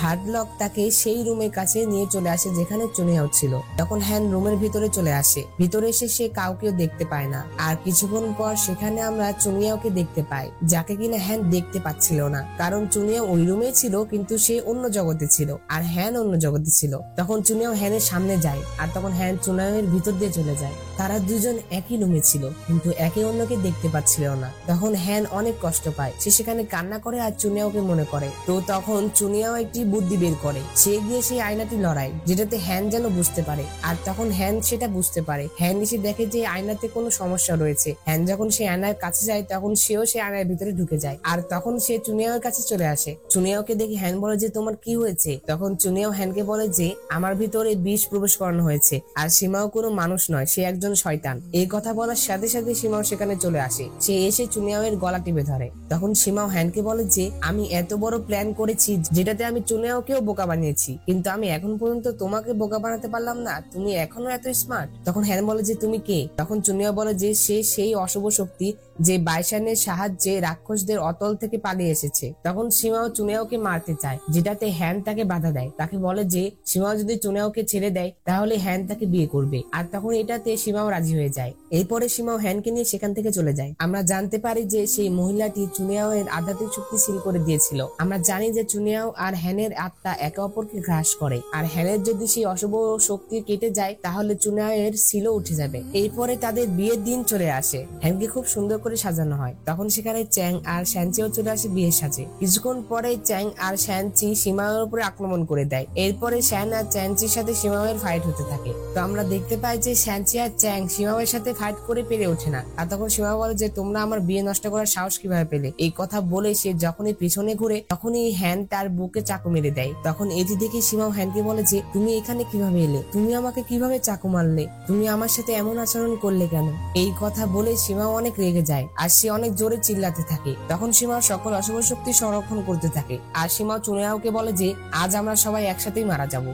তখন চ্যাং ও শ্যানচিকে বলছিল যে আমার মনে হচ্ছে আজ এখানে সবাই মারা যাবে। আর তখন শ্যানচি বলে যে না, কেউ মারা যাবে না। তুমি কি জানো যে রেড ফিডার মারমেডের হৃদয়ের রক্ত শয়তানকে মারতে পারে? তখন চ্যাং তাকে এটা করতে মানা করে কিন্তু শ্যানচি তার কোনো কথাই শোনে না। এরপরে সে নিজের বুকে ছুরি মেরে দেয় আর তখন শ্যানচি তার হৃদয়ের রক্ত দিয়ে সীমাওকে সেখান থেকে উদ্ধার করে দেয়। তখনই হ্যান বলে যে চুনিয়াও মারমেডের রক্ত তো তাকে হত্যা করতে পারবে না। তখন চুনিয়াও বলে যে সে তো আকাশের শয়তান, তাকে একেবারে শেষ করা যাবে না, তাকে শুধুমাত্র দমন করা যাবে। তখন শ্যানচি চুনিয়াওকে তার হৃদয়ের রক্তের ফোঁটাও দিয়ে দেয় আর তাকে বলে যে এটি আমার রক্ত, যা আমি প্রতিশ্রুতি দিয়েছিলাম, আর আমি আশা করি যে আপনি আরো হাজার হাজার প্রাণীকে এটার সাহায্যে বাঁচাতে পারবেন। তো চুনিয়াওকে রক্ত দেওয়ার পরে শ্যানচি চ্যাং এর সাথে কিছু কথা বলে, এরপরে সে মারা যায়। আসলে এই দৃশ্যটা যে কত পরিমাণে কষ্টের ছিল সেটা তো তোমাদের আমি ফিল করাতে পারবো না। যদি তোমরা এটা ফিল করতে চাও তাহলে অবশ্যই এটির অরিজিনাল এপিসোডটি দেখে এসো। এই সিনটি প্রচন্ড পরিমাণে কষ্টের, আমার তো নিজেরও চোখে পানি চলে এসেছিল। তবে আমাদের এখানে ক্লিয়ার করা হয় না যে শ্যানচি কি আর কোনোদিন বাঁচতে পারবে কিনা। এরপরে হ্যান আর চুনিয়াও 100 স্পিড পুলে চলে আসে। তো এরপরে চুনিয়াও ভাগ্যের বই ওপেন করে, যেটাতে বলা হয়েছিল যে হ্যানতান এবং চুনিয়াও ডেমন তারা একসাথে ছিল হাজার হাজার বছর ধরে। এখানে আমরা জানতে পারি যে হ্যানের আগের নাম ছিল হ্যানতাং, আর পতিত অমর সীমাও শয়তান হয়ে গেল। আর স্বর্গের দেবতা ক্ষিপ্ত হয়ে চুনিয়াওকে এই পুলটি পাহারা দেওয়া শাস্তি দেয় আর হ্যানকে পৃথিবীতে পাঠিয়ে দেয়। চুনিয়াওকে অর্ধেক দানব এবং অর্ধেক মানুষ বানানো হয়েছিল। তো এরপরে চুনিয়াও চলে আসে হ্যানের কাছে। চুনিয়াও হ্যানকে বলে যে তুমি নাইওয়ান থেকে আসার পর থেকে শুধু ঘুমাচ্ছ। এরপরে চুনিয়াও হ্যানের একটু কাছে গিয়ে বলে যে তোমার মুখের বৈশিষ্ট্যগুলো সুন্দর দেখাচ্ছে না কেন? এরপরে চুনিয়াও যখন এই কথা বলে উঠে যাচ্ছিল তখনই হ্যান অজান্তেই তাকে টেনে নিয়ে কিস করে আর তখনই হ্যান জেগে যায়। হ্যান উঠেই চুনিয়াওকে বলে যে তুমি আমার ঘরে কি করছো? তখন চুনিয়াও হ্যানকে বলে যে আমি তোমাকে এখানে জাগানোর জন্য এসেছিলাম। তো চুনিয়াও যখন সেখান থেকে চলে যায় তখন হ্যান মুচকি মুচকি হাসে। এরপরে আমরা চুনিয়াও চুনিয়াওকে গাছে পানি দিতে দেখতে পায়। আর তখনই সেখানে ডেস্টিনি গড ভাঙচুর করতে করতে চলে আসে। এরপরে চুনিয়াও ডেস্টিনি গডকে বলে যে আমি আপনার সাথে একজনের পরিচয় করিয়ে দিব। এই কথা বলে সে তার সামনে হ্যানকে দেখায়। আর হ্যানকে দেখে ডেস্টিনি গড বলে যে তোমরা দুজন আবার কখন দেখা করলে? তখন চুনিয়াও তাকে বলে যে আপনি কি তাকে চিনেন? তখন চুনিয়াও বলে যে আমি বলছি। আপনি এটাও জানেন যে হ্যান পোলপোল দেবে ছিল আর সে চুনিয়াও এর সাথে থাকতো, তো তখন আমাদের সাথে কি হয়েছিল? আর তখন ডেস্টিনি গড বলে যে এটা আমি তোমাদের কাছ থেকে লুকিয়ে রেখেছিলাম, কারণ আমি চাই না যে তোমরা একে অপরের সাথে দেখা করো, কারণ তোমার জন্য হ্যান ত্যাং তোমার ক্ষতি নিয়ে আসবে। তখন চুনিয়া বলে যে আপনি কি বলতে চান? তখন ডেস্টিনি গড বলে যে তোমার আর হ্যানের শক্তি একে অপরকে বিরোধিতা করে, আর এক পর্যায়ে তোমাদের মধ্যে যে কোনো একজন মারা যাবে। এই কথা শুনে চুনিয়ার সেই মহিলাটির কথা মনে পড়ে যায়, যে সে বলেছিল যে যদি তারা একসাথে আবদ্ধ হয় তাহলে তারা একে অন্যকে বিষাক্ত করবে, আর সেটি ভালো করার উপায় একটি, তাদেরকে আলাদা হতে হবে। তখন ডেস্টিনি গড আরো বলে যে তুমি তার জন্য একবার শাস্তি পেয়েছো, আর তোমার বিপর্যয় এখনো শেষ হয়নি, আর এই বিপর্যয় হয়তোবা সেই হতে পারে, তুমি তাড়াতাড়ি তার কাছ থেকে দূরে চলে আসো। তখন চুনিয়া বলে যে আমি জানি যে আমার কি করতে হবে। তখন ডেস্টিনি গড সেখান থেকে চলে যায়। এরপর আমরা হ্যানকে দেখতে পাই, সে অনেক সুন্দর করে চুনিয়ার জন্য একটি ডিশ রান্না করছিল, আর এরপরে সে সেই গাছটির কাছে চলে আসে, আর তখন সে চুনিয়ার জন্য অপেক্ষা করছিল। আসলে সে চুনিয়াওকে সেখানে আসতে বলেছিল, কিন্তু আমরা দেখতে পাই চুনিয়াও সেই গাছের পিছন থেকে বের হয়। তখন চুনিয়াও হ্যানের সামনে যায় না। আসলে চুনিয়াও এর ডেস্টিনি গডের সেই কথাটি মনে ছিল যে তাদের দুজনের মধ্যে যে কোনো একজন মারা যাবে যদি তারা একসাথে থাকে, এর কারণেই সে তার সামনে যায় না। আর তখন হ্যান তার জন্য অনেকক্ষণ অপেক্ষা করে। অনেকক্ষণ ধরে অপেক্ষা করার পরও যখন চুনিয়াও সেখানে আসে না, তখন সেখানে চুনিয়াও এর সৈন্য চলে আসে। সে এসে হ্যানকে সেখান থেকে যেতে বলে, আর তখন হ্যান মন খারাপ করে সেখান থেকে চলে যায়। এরপরে আমরা সীতাংকে দেখতে পাই, সে জাদু অনুশীলন করছিল। তার অনুশীলন শেষে সে বাইরে আসে, আর তখন সে দেখতে পায় সেখানে তুষারপাত হচ্ছিল। তখন সে তার মাস্টারের সাথে কথা বলে। এরপরে তারা তুষারপাত দেখতে থাকে। অন্যদিকে আমরা হ্যানকে দেখতে পাই, সে চুনিয়ার কাছে এসেছিল, আর সে অনেক রেগেছিল। সে চুনিয়াকে বলে যে তুমি আজ সেখানে যাওনি কেন? তখন হ্যান চুনিয়াকে বলে যে তুমি কি সত্যি আমাকে পছন্দ করো নাকি করো না? এই কথা শুনে চুনিয়াও বলে যে হ্যান, তোমাকে আমি এখানে কি কারণে থাকতে দিলাম বলো? প্রথম কারণ হলো তোমার রহস্যময় পরিচয়, যেটা 100 স্পিরিট পুলের সাথে সম্পর্কিত। দ্বিতীয় কারণ তুমি আমার কাছে অনেক ঋণগ্রস্ত, তাই তোমাকে শোধ করার জন্য এখানে কাজ করতে হবে। তোমার মধ্যে আর আমার মধ্যে শুধুমাত্র মাস্টারের সম্পর্ক রয়েছে, তাছাড়া আর কিছুই নেই। আশা করি তুমি আমাকে ভুল বুঝোনি। আর তখন এই কথা শুনে হ্যান বলে যে তাহলে তুমি আমাকে বিয়ের তারিখে উদ্ধার করলে কেন? এই কথা শুনে চুনিয়া বলে যে সীমা আসল পরিচয় গোপন করেছিল, আর তুমি বিপদে ছিলে, যার জন্য আমি তোমাকে বাঁচিয়েছি। আর তাছাড়াও যদি তোমার পরিবর্তে অন্য কেউ হতো, তার জন্য আমি এটাই করতাম। তখন হ্যান বলে যে আমি তোমার কথা বিশ্বাস করি না। আমরা যৌথভাবে বাইশানকে ধরেছিলাম, আবার শিয়াওশানকেও উদ্ধার করেছিলাম, এবং শ্যানচিকেও খুঁজে পেয়েছি। আমরা এই সময়ের মধ্যে অনেক ক্লেশের মধ্যে দিয়ে গিয়েছি। তুমি অবশ্যই আমার জন্য চিন্তা করো। তখন চুনিয়াও হ্যানের হাতে একটি ম্যাজিক করে, যেটাতে হ্যানের বুকে ব্যথা শুরু হয়ে যায়। তখন হ্যান জিজ্ঞাসা করে যে এটা কি হলো? তখন চুনিয়াও তাকে সকল ঘটনা খুলে বলে। চুনিয়াও তাকে বলে যে তোমার সাথে আমার যখন থেকে দেখা হয়েছে, তখন থেকে আমার আধ্যাত্মিক শক্তি তোমার আত্মার শক্তি শুষে নিচ্ছে, আর তোমার আত্মা আর আমার আত্মা একে অন্যকে গ্রাস করে। আর তুমি শুরু থেকে এখন পর্যন্ত 2 বার অজ্ঞান হয়ে গিয়েছো। একবার যখন শয়তান তোমাকে আক্রমণ করেছিল, আর দ্বিতীয়বার নাইওয়ান রাজ্যে। তখন হ্যান বলে যে তাহলে নাইওয়ানে তুমি আমাকে এই কারণে ছেড়ে দিয়েছিলে? তখন চুনিয়া বলে যে হ্যাঁ, তোমার আর আমার ভাগ্যে একসাথে হওয়া নেই, তাই তুমি যত তাড়াতাড়ি সম্ভব 100 স্পিড পোল থেকে চলে যাও, আর আমার স্মৃতিগুলো ভুলে যাও। তখন হ্যান বলে যে তুমি শুধুমাত্র এটার জন্য আমাকে দূরে ঠেলে দিতে পারো না, এটা সমাধানের তো অন্য কোনো উপায় আছে। তখন চুনিয়া বলে যে এটার একটাই উপায়, সেটা হলো একে অন্য থেকে দূরে থাকা। তখন চুনিয়াও হ্যানকে শেষবারের মতো বলে দেয় যে যদি তুমি 100 স্পিড পোল থেকে না যেতে চাও, তাহলে তুমি আমার চোখের সামনে উপস্থিত হবে না, আর যদি তুমি চলে যেতে চাও তাহলে আমার সৈন্যের সাথে যোগাযোগ করো বাসস্থানের জন্য। তখন হ্যান মন খারাপ করে সেখান থেকে চলে যায়। এরপরে হ্যান একা একা বসে থেকে অনেক কান্না করে। এর পরের দিন 100 স্পিড পুলের লাভা ফেস্টিভ্যাল ছিল, যেটাতে চুনিয়ারের সৈন্য সবাইকে বলছিল যে আজ লাভা ফেস্টিভ্যাল, যেটাতে তোমাদের সবাইয়ের জন্য লাভা রাইস তৈরি করা হয়েছে, তোমরা সবাই উপভোগ করো। কথা বলার পরে তারা সবাইকে লাভা রাইস দিতে থাকে। এরপর আমরা সিতং আর টিচার ইনকে দেখতে পাই। টিচার ইন সিতংকে বলছিল যে অনেকদিন আগে যখন 100 স্পিড পুলে অশুভ ছায়া বৃদ্ধি পেয়ে গিয়েছিল, সেই সময় আমি তাদেরকে তাড়িয়ে দিয়েছিলাম, আর সেই জঙ্গলেই আমি তোমাকে পেয়েছিলাম। তোমার বাবা মা যুদ্ধে মারা গিয়েছিল, কিন্তু তোমার বাবা মা তোমাকে একটি পদ্ম দিয়েছিল, যে পদ্ধতি তোমার কাছ থেকে অশুভ শক্তি দূর করতে পারত। সেই পদ্ধতি তোমার শরীরে দেওয়া হয়। তখন এই কথা শুনে সিতং তার মাস্টারকে জড়িয়ে ধরে, কারণ তার মাস্টার তাকে বাঁচিয়েছিল।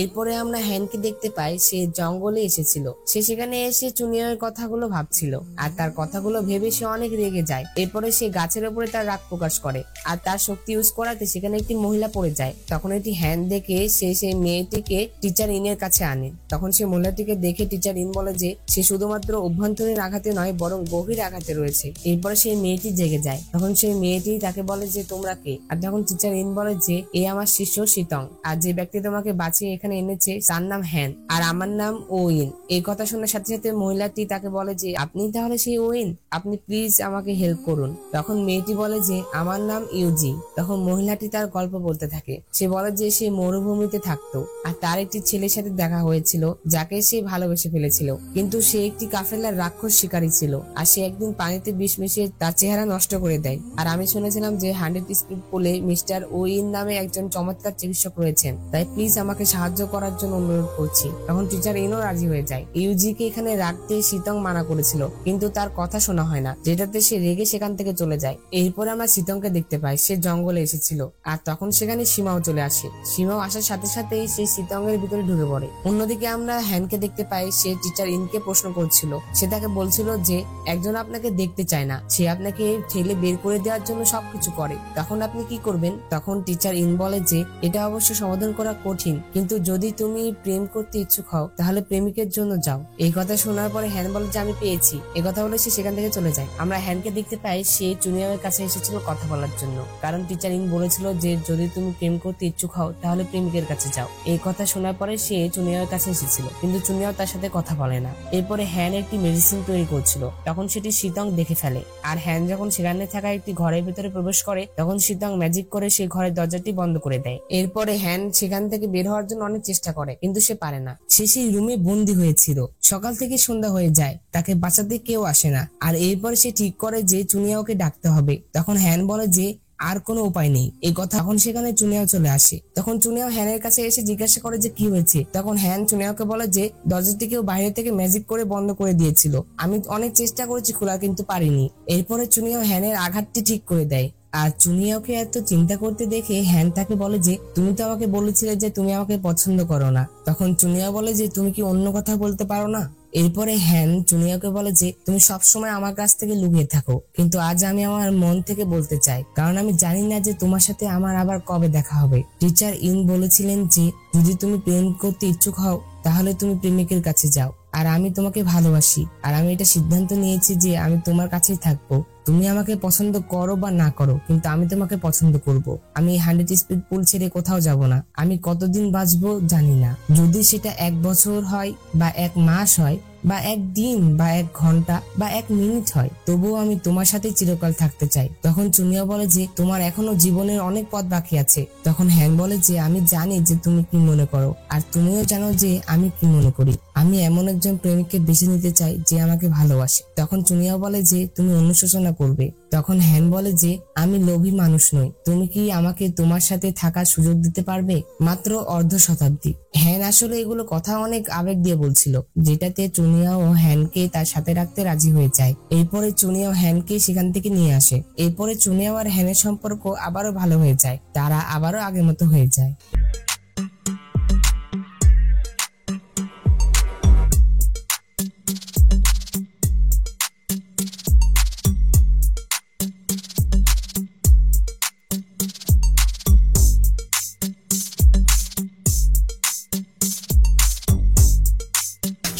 আরে ভাই আর কত দেখবে, এখন আমার কথা শোনো। এরপরে চুনিয়াও হ্যানকে একটি নেকলেস গিফট করে, আর তখন হ্যান বলে যে আমিও তোমার জন্য একটি গিফট এনেছি। আর তখন হ্যান সেটা দেওয়ার অভিনয় করে, আর চুনিয়াও যখন সেটা দেখতে যায় তখনই হ্যান তাকে কিস করে। আর এরপরে চুনিয়াও হ্যানকে বলে যে তোমার গিফটটা তো অনেক আলাদা।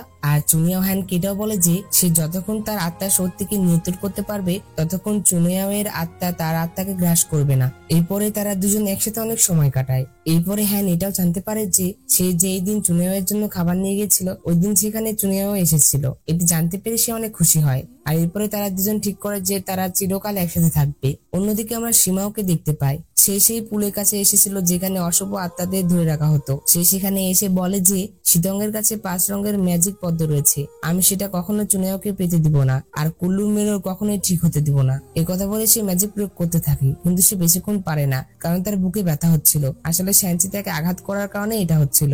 এরপরে চুনিয়াও টিচার ইনের কাছে আসে আর তাকে বলে যে আমাদের পুল থেকে অশুভ শক্তি বের হয়ে যাচ্ছে, তুমি তাড়াতাড়ি সেই 5 রঙের পর্দাটি দাও, আমি এটির সলিউশন বের করছি। এরপরে চুনিয়াও সেই পদ্মটির কাছে চলে আসে আর তখন চুনিয়া বলে যে 100 স্পিড পুল অনেক বিপদে রয়েছে, আমাদের খুব তাড়াতাড়ি এই ফুলটি ফোটার পদ্ধতি জানতে হবে। এরপর আমরা ইউজিকে দেখতে পাই, সে যখন তার রুমে ছিল তখন সেখানে সীমাও চলে আসে। এরপরে সীমাও ইউজিকে বলে যে তোমার উদ্দেশ্য আমি জানি। এই কথা বলে সীমা তাকে 3টি ধূপকাঠি দেয়। অন্যদিকে চুনিয়াও ভাগ্যের বই পড়ে বুঝতে পারে যে টিচার ইন আর 5 রঙের ম্যাজিক পদ্ম দুটোই কুলপুল দেবীর সাথে সম্পর্কিত। তো চুনিয়া যখন সেখানে ছিল তখন হঠাৎ করে হ্যান সেখানে চলে আসে। হ্যান ম্যাজিক করে এসেছিল আর সে এসেই চুনিয়াওকে কিস করে।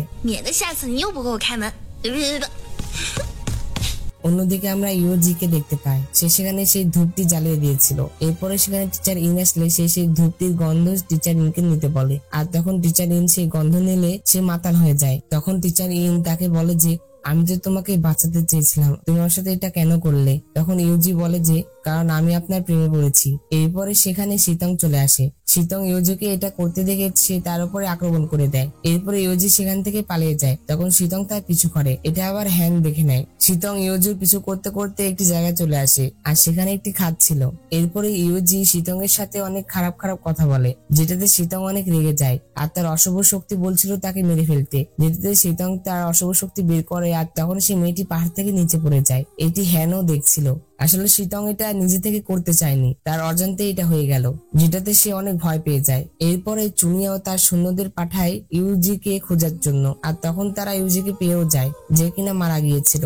এরপরে চুনিয়াও শীতং এর পরিচয় জানতে চাইলে জানতে পারে না, কারণ তার কোনো রেকর্ড ছিল না। এটাতে চুনিয়াও তো অনেক টেনশনে পড়ে যায়। সে বলে যে শীতং এখানে জন্মগ্রহণ করার পরও তার কোনো রেকর্ড নেই কেন। এরপরে শীতং সেই পদ্মের কাছে আসে আর যখন সে পদ্ম টাচ করে তখনই পদ্মটি উধাও হয়ে যায়। আর তখন শীতং বুঝতে পারে যে এই পদ্ধতি নকল আর আসল পদ্ধতি শীতঙ্গের কাছে আছে। অন্যদিকে আমরা টিচার ইনকে দেখতে পাই, সে শীতংকে শাস্তি দিচ্ছিল কারণ সে ইউজিকে মেরে ফেলেছে। আর তখন শীতং তার মাস্টারকে বলে যে তুমি কেন বোঝো না, আমি তোমাকে ছাড়া কাউকে পছন্দ করি না, অন্য কারোর জন্য আমার কোনো যায় আসে না। তারা যখন কথা বলছিল তখনই সেখানে চুনিয়াও চলে আসে। চুনিয়াও এর আসার খবর পেয়ে টিচার ইন তাড়াতাড়ি করে শীতংকে লুকিয়ে ফেলে আর তখনই চুনিয়াও তার সৈন্য নিয়ে চলে আসে। আমরা জানতে পারি যে শীতং একজন শয়তানের প্রজাতি। তখন চুনিয়াও এসে টিচার ইনকে বলছিল যে তুমি আমাকে এতদিন ধরে মিথ্যা কথা বলে এসেছো আর তুমি শয়তানকে বড় করেছো, কিন্তু আমাকে একটা বার রিপোর্টও করনি। তখন টিচার ইন বলেন যে আপনি যদি শীতং এর কাছ থেকে সেই পদ্ধতি নিয়ে নেন তাহলে সে মারা যাবে। তখন চুনিয়াও বলে যে যদি একজনের মৃত্যুর পরিবর্তে হাজারো মানুষকে বাঁচানো যায় তাহলে তাকে মারতেই হবে। আর তখন ইন তার কথা না শোনায় চুনিয়াও তাকে শাস্তি দেয় আর তারপর সেখান থেকে চলে যায়। এরপরে টিচার ইন লুকিয়ে লুকিয়ে শীতংকে তার বাসা থেকে বাইরে পাঠিয়ে দেয় আর তাকে তার কাছ থেকে চলে যেতে বলে। চলে যাওয়ার আগে শীতং টিচার ইনকে শেষবারের মতো সম্মান জানায়। এরপরে টিচার ইন শীতংকে সেখান থেকে পালাতে সাহায্য করে। এরপরে আমরা হ্যানকে দেখতে পাই, সে চুনিয়াওয়ের সৈন্যের কাছে এসেছিল। হ্যান তাকে একটি ডিশ রান্না করে দেয় এবং তাকে তার স্ত্রীকে দিতে বলে। তখন চুনিয়াওয়ের সৈন্য হ্যানকে বলে যে তুমি আমাকে যে কোনো প্রশ্ন করতে পারো। তখন হ্যান তাকে বলে যে আপনি তো জানেন যে চুনিয়াও আমার উপরে রাগ করে আছে, তাহলে আমি কি করলে সে আমার উপরে রাগ করবে না? আসলে চুনিয়াও হ্যানের উপরে রাগ করেছিল কারণ হ্যান ইউজিকে মরতে দেখেছিল, কিন্তু সেটা এসে চুনিয়াওকে বলেছিল না। তখন চুনিয়াওয়ের সৈন্য হ্যানকে পরামর্শ দেয় যে তুমি আন্তরিকভাবে তার কাছে ক্ষমা চাও আর সে যা পছন্দ করে সেটাই করো। এই কথা শুনে হ্যান অনেক খুশি হয়ে যায় আর সে বলে যে আমি পেয়েছি। এই কথা বলে সেখান থেকে চলে আসে। এর পরের দৃশ্যে আমরা দেখতে পাই যে হ্যান চুনিয়াওয়ের জন্য সেখানে চা রেখেছিল আর তার জন্য একটি চিঠি রেখেছিল। তখন চুনিয়াও সেই চিঠিটি পড়ে। সেখানে লেখা ছিল যে চুনিয়াও আমি শীতঙ্গের সম্পর্কে ভুলছিলাম, তুমি আমাকে আঘাত করতে পারো বা তিরস্কার করতে পারো, কিন্তু আমাকে উপেক্ষা করো না, ঠিক আছে? এরপরে চুনিয়াও সেখানে থাকা চাটি পান করে। আসলে সেই চায়ের ভিতরে আর্কিডের বীজ ছিল। আর তখন সেখানে হ্যান চলে আসে। হ্যান সেটা দেখে অবাক হয়ে যায়, তুমি সেই চা খেলে কেন? তখন চুনিয়াও বলে যে তুমি তো আমার জন্য এটি রেখেছো, তাহলে খাবো না কেন? তখন হ্যান বলে যে আরে ওটা আর্কিডের বীজ ছিল।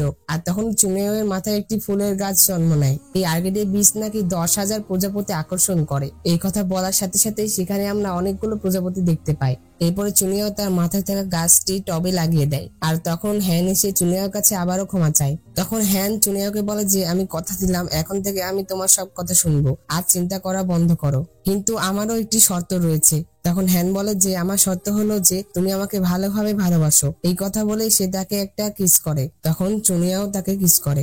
অন্যদিকে আমরা শীতংকে দেখতে পাই সে বাজারে লুকিয়ে ঘুরছিল।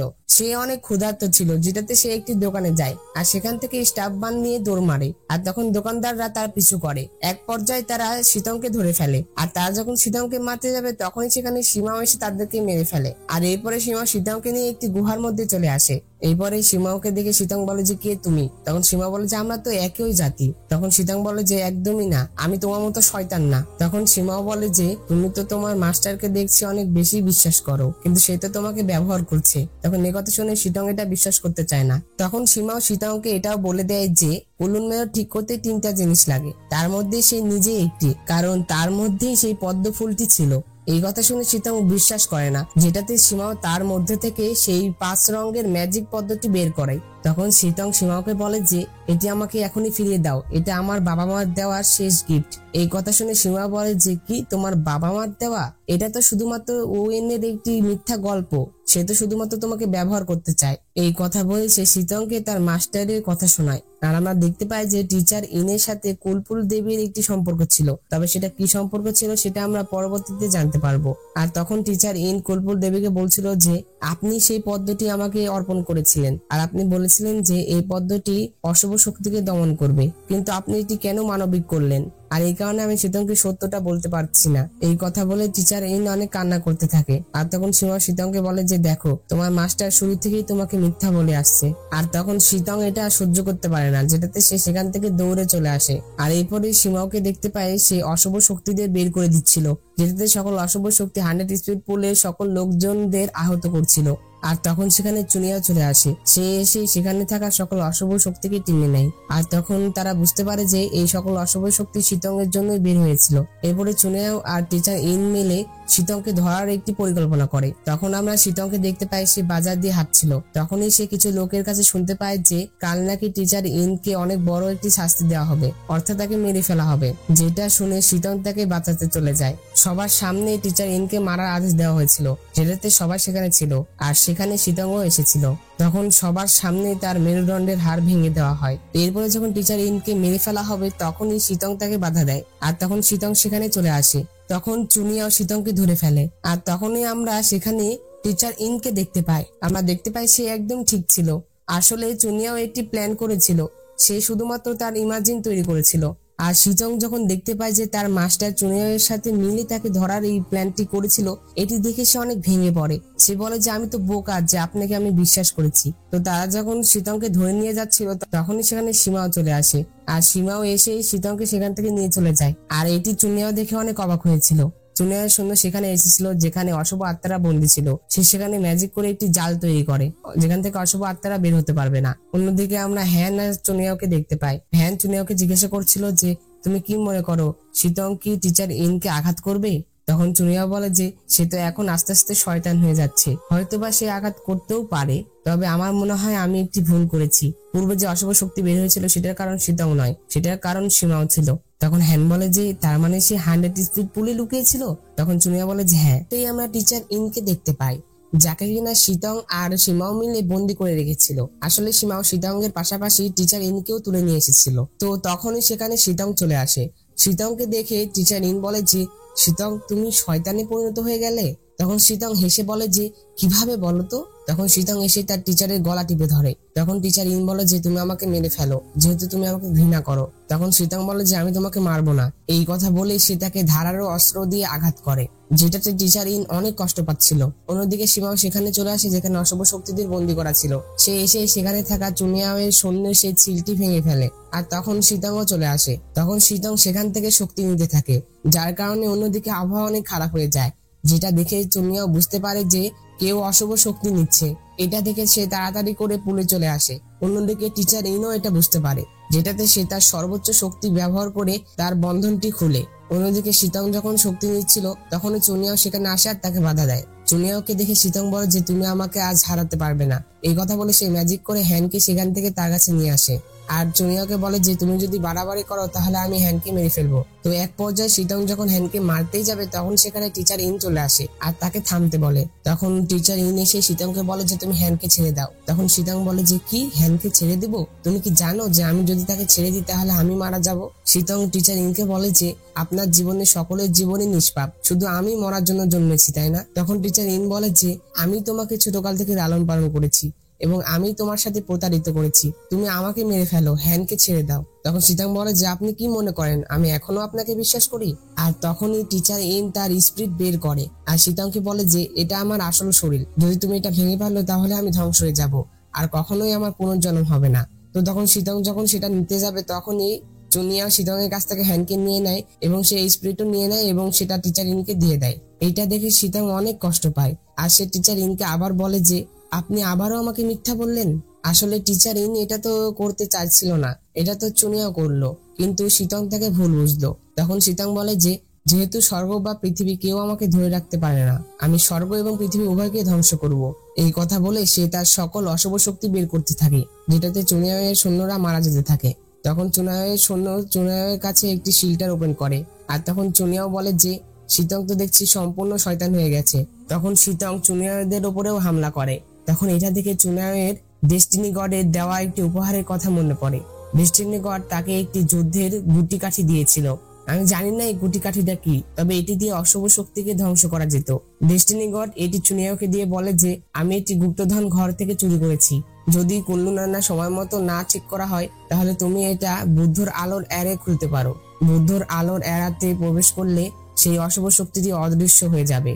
তো তখন চুনিয়াও আর কোনো উপায় না পেয়ে সেই গুটি কাঠিতে ওভেন করে, যেটার মধ্য দিয়ে বুদ্ধের আলো বের হতো, যেটা অশুভ শক্তিরা সহ্য করতে পারবে না। আর তখন সীমাও সেই আলো সহ্য করতে পারে না। তখন শীতং তার সর্বোচ্চ শক্তি ইউজ করতে থাকে, কিন্তু সে পেরে উঠছিল না। তখন টিচার ইন তাকে বলে যে তুমি আর শক্তি ইউজ করো না, বুদ্ধের আলো তোমার আত্মাকে ধ্বংস করে দিবে। আমরা দেখি যে বুদ্ধের আলো শীতং এর পাশাপাশি সীমাওকেও আহত করছিল আর শীতং এটাতে পেরে উঠছিল না। তখন শীতং তার মাস্টারকে বলে যে মাস্টার, আমি নরকে যেতে চাই না। এই কথা বলেই সে কাঁদতে থাকে। আর তখন টিচার ইন বলে যে আমি তোমার কাছে যাচ্ছি। এই কথা বলে টিচার ইন বাইরে চলে আসে আর তখন বুদ্ধার আলো এসে টিচার ইনের গায়ে পড়ে, যেটাতে সে অনেক আহত হয়। তখন শীতং এটা দেখে সে তার মাস্টারকে সেখান থেকে নিয়ে আসে। তখন শীতং টিচার ইনকে বলে যে আপনি কি সত্যি আমার সাথে জাহান্নামে যেতে চান? তখন শীতং আর তার মাস্টার তাদের সকল স্মৃতি মনে করতে থাকে। তখন সেই স্মৃতিগুলো মনে করে শীতং তার ভুল বুঝতে পারে। শীতং তার মাস্টারের কাছে ক্ষমা চায় আর তার মাস্টারকে বলে যে আমি এখন পদ্ধতিতে পরিণত হব, আপনি অবশ্যই আমাকে খুঁজে পাবেন। এরপরে তারা দুজনই অদৃশ্য হয়ে যায়। এর পরের দৃশ্যে আমাদের দেখানো হয় যে চুনিয়া টিচার ইনের আত্মাটি সেই গাছে লাগিয়ে দেয়, যেখান থেকে সবাই পুনর্জন্মের জন্য অপেক্ষা করত। তখন চুনিয়া বলে যে রাক্ষসদের অতল থেকে অশুভ শক্তি গায়েব হয়ে গিয়েছে আর সীমাওকেও আমরা গ্রেপ্তার করে ফেলেছি, তার মানে কুল্লু নাইনাও ঠিক হয়ে গিয়েছে আর সেটা দিয়ে চুনিয়াও সীমাওকেও বন্দী করেছে। তখন চুনিয়াও বলে যে এখন কুল্লু নানার কোনো দরকার নেই। এই কথা শুনে হ্যান বলে যে যেহেতু কুল্লু নানার কোনো দরকার নেই তাহলে তুমি এটা আমাকে দিচ্ছ না কেন? তখন চুনিয়া বলে যে কেন, কুল্লু নানা শুধুমাত্র অশুভ শক্তিকেই নয় বরং হাজারো হাজারো দানবকেও ধ্বংস করতে পারে, এটা হাজার সৈন্যের থেকেও অনেক ভালো, তাই এটার এখনো অনেক দাম আছে। এই কথা শুনে হ্যান একটু মন খারাপ করে বলে যে তার মানে তুমি আমাকে এটা দিতে চাও না? হ্যানকে মন খারাপ করতে দেখে চুনিয়াও তাকে সেই কুল্লু নানা দিয়ে দেয়। চুনিয়াও তখন হ্যানকে বলে যে আমি কিন্তু এটা তোমাকে দিলাম, তুমি খুব সাবধানে এবং যত্ন করে এটাকে দেখো। তখন হ্যান বলে যে আমি তো তোমার দেওয়া সকল উপহারই খুব যত্ন করে রেখেছি। এই কথা বলে সে তার হাতের হাত ব্লকটি দেখায়, এরপরে সে তার নেকলেস দেখায়, তারপরে সে তার হেয়ার পিনটি দেখায়, যা সকল কিছুই চুনিয়াও দিয়েছিল। এটা দেখে চুনিয়াও বলে যে হ্যাঁ আমি তো তোমাকে অনেক উপহার দিয়েছি, কিন্তু যা তুমি আমাকে ফিরিয়ে দাওনি। চুনিয়াও হ্যানকে বলে যে আমি শুধুমাত্র তোমার কাছ থেকে একটি বিনিময় চাই। এই কথা বলেই তারা কিস করে। সেখানে আমরা তাদের একটি সুইট মুভমেন্ট দেখতে পাই। তো পরের দৃশ্যে আমরা দেখতে পাই চুনিয়াও সীমাওয়ের সাথে দেখা করতে এসেছিল। আমরা দেখতে পাই যে সীমাওকে শিকল দিয়ে বন্দি করা হয়েছিল। তখন সীমাও চুনিয়াকে বলে যে তোমার আর হ্যানের মধ্যে একটি বড় অতীত রয়েছে, তুমি যদি এটা জানতে চাও তাহলে আমাকে ছেড়ে দাও, তাহলে আমি বলবো। তখন চুনিয়া বলে যে হ্যান এখন বর্তমানে আমার আছে, এটাই আমার জন্য যথেষ্ট, আমি আর কিছু জানতে চাই না। এই কথা বলে সে চলে যায়। অন্যদিকে আমরা হ্যানকে দেখতে পাই সে ঘর পরিষ্কার করছিল আর তখনই সেখানে চুনিয়াও চলে আসে আর চুনিয়াও এর দরজা খোলার কারণে হ্যান উপর থেকে পড়ে যায় আর তখন চুনিয়াও তাকে ধরে ফেলে। এরপরে আমরা আবারও তাদের সুইট মুভমেন্ট দেখতে পাই। এরপরে চুনিয়াও আর হ্যান বাজারে আসে। তারা যখন বাজারে ছিল তখন হঠাৎ করে অনেকগুলো মেয়ে চুনিয়ার কাছে চলে আসে আর তাকে বলে যে আজকে আপনাকে অনেক সুন্দর লাগছে। আর তারা চুনিয়াওকে অনেকগুলো উপহার দিতে থাকে, যেটা দেখে হ্যানের একদমই ভালো লাগে না। হ্যানকে চলে যেতে দেখে চুনিয়াও তাড়াতাড়ি করে তার কাছে যায়, আর তার কাছে গিয়ে তাকে বলে যে কোথায় যাচ্ছ তুমি। তখন হ্যান বলে যে তুমি তো উপহার নিচ্ছিলে, যাও উপহার নাও, আমি চলে যাই এখান থেকে। তখন চুনিয়াও হ্যানকে তার কাছে টেনে নিয়ে বলে যে আমি তোমাকে ছাড়া আর কোনো উপহার চাই না। তো এখানে এই পার্টটি শেষ হয়ে যায়। তো বন্ধুরা, ড্রামাটি তোমাদের কাছে কেমন লাগলো অবশ্যই কমেন্ট করে বলে দিও। আর ভিডিওটি ভালো লেগে থাকলে অবশ্যই একটি লাইক করে দাও। আর আমার চ্যানেলে নতুন হয়ে থাকলে চ্যানেলটি সাবস্ক্রাইব করে পাশে থাকা বেল বাটনটি অলে ক্লিক করে দাও, যাতে পরবর্তী ভিডিও নোটিফিকেশন সবার আগে তোমার কাছে পৌঁছে যায়। তো দেখা হচ্ছে পরবর্তী পার্টে। সে পর্যন্ত আল্লাহ তাআলা তোমাদের ভালো রাখুক, সুস্থ রাখুক এই কামনা করে আজকের ভিডিও এখানে শেষ করছি। আল্লাহ হাফেজ।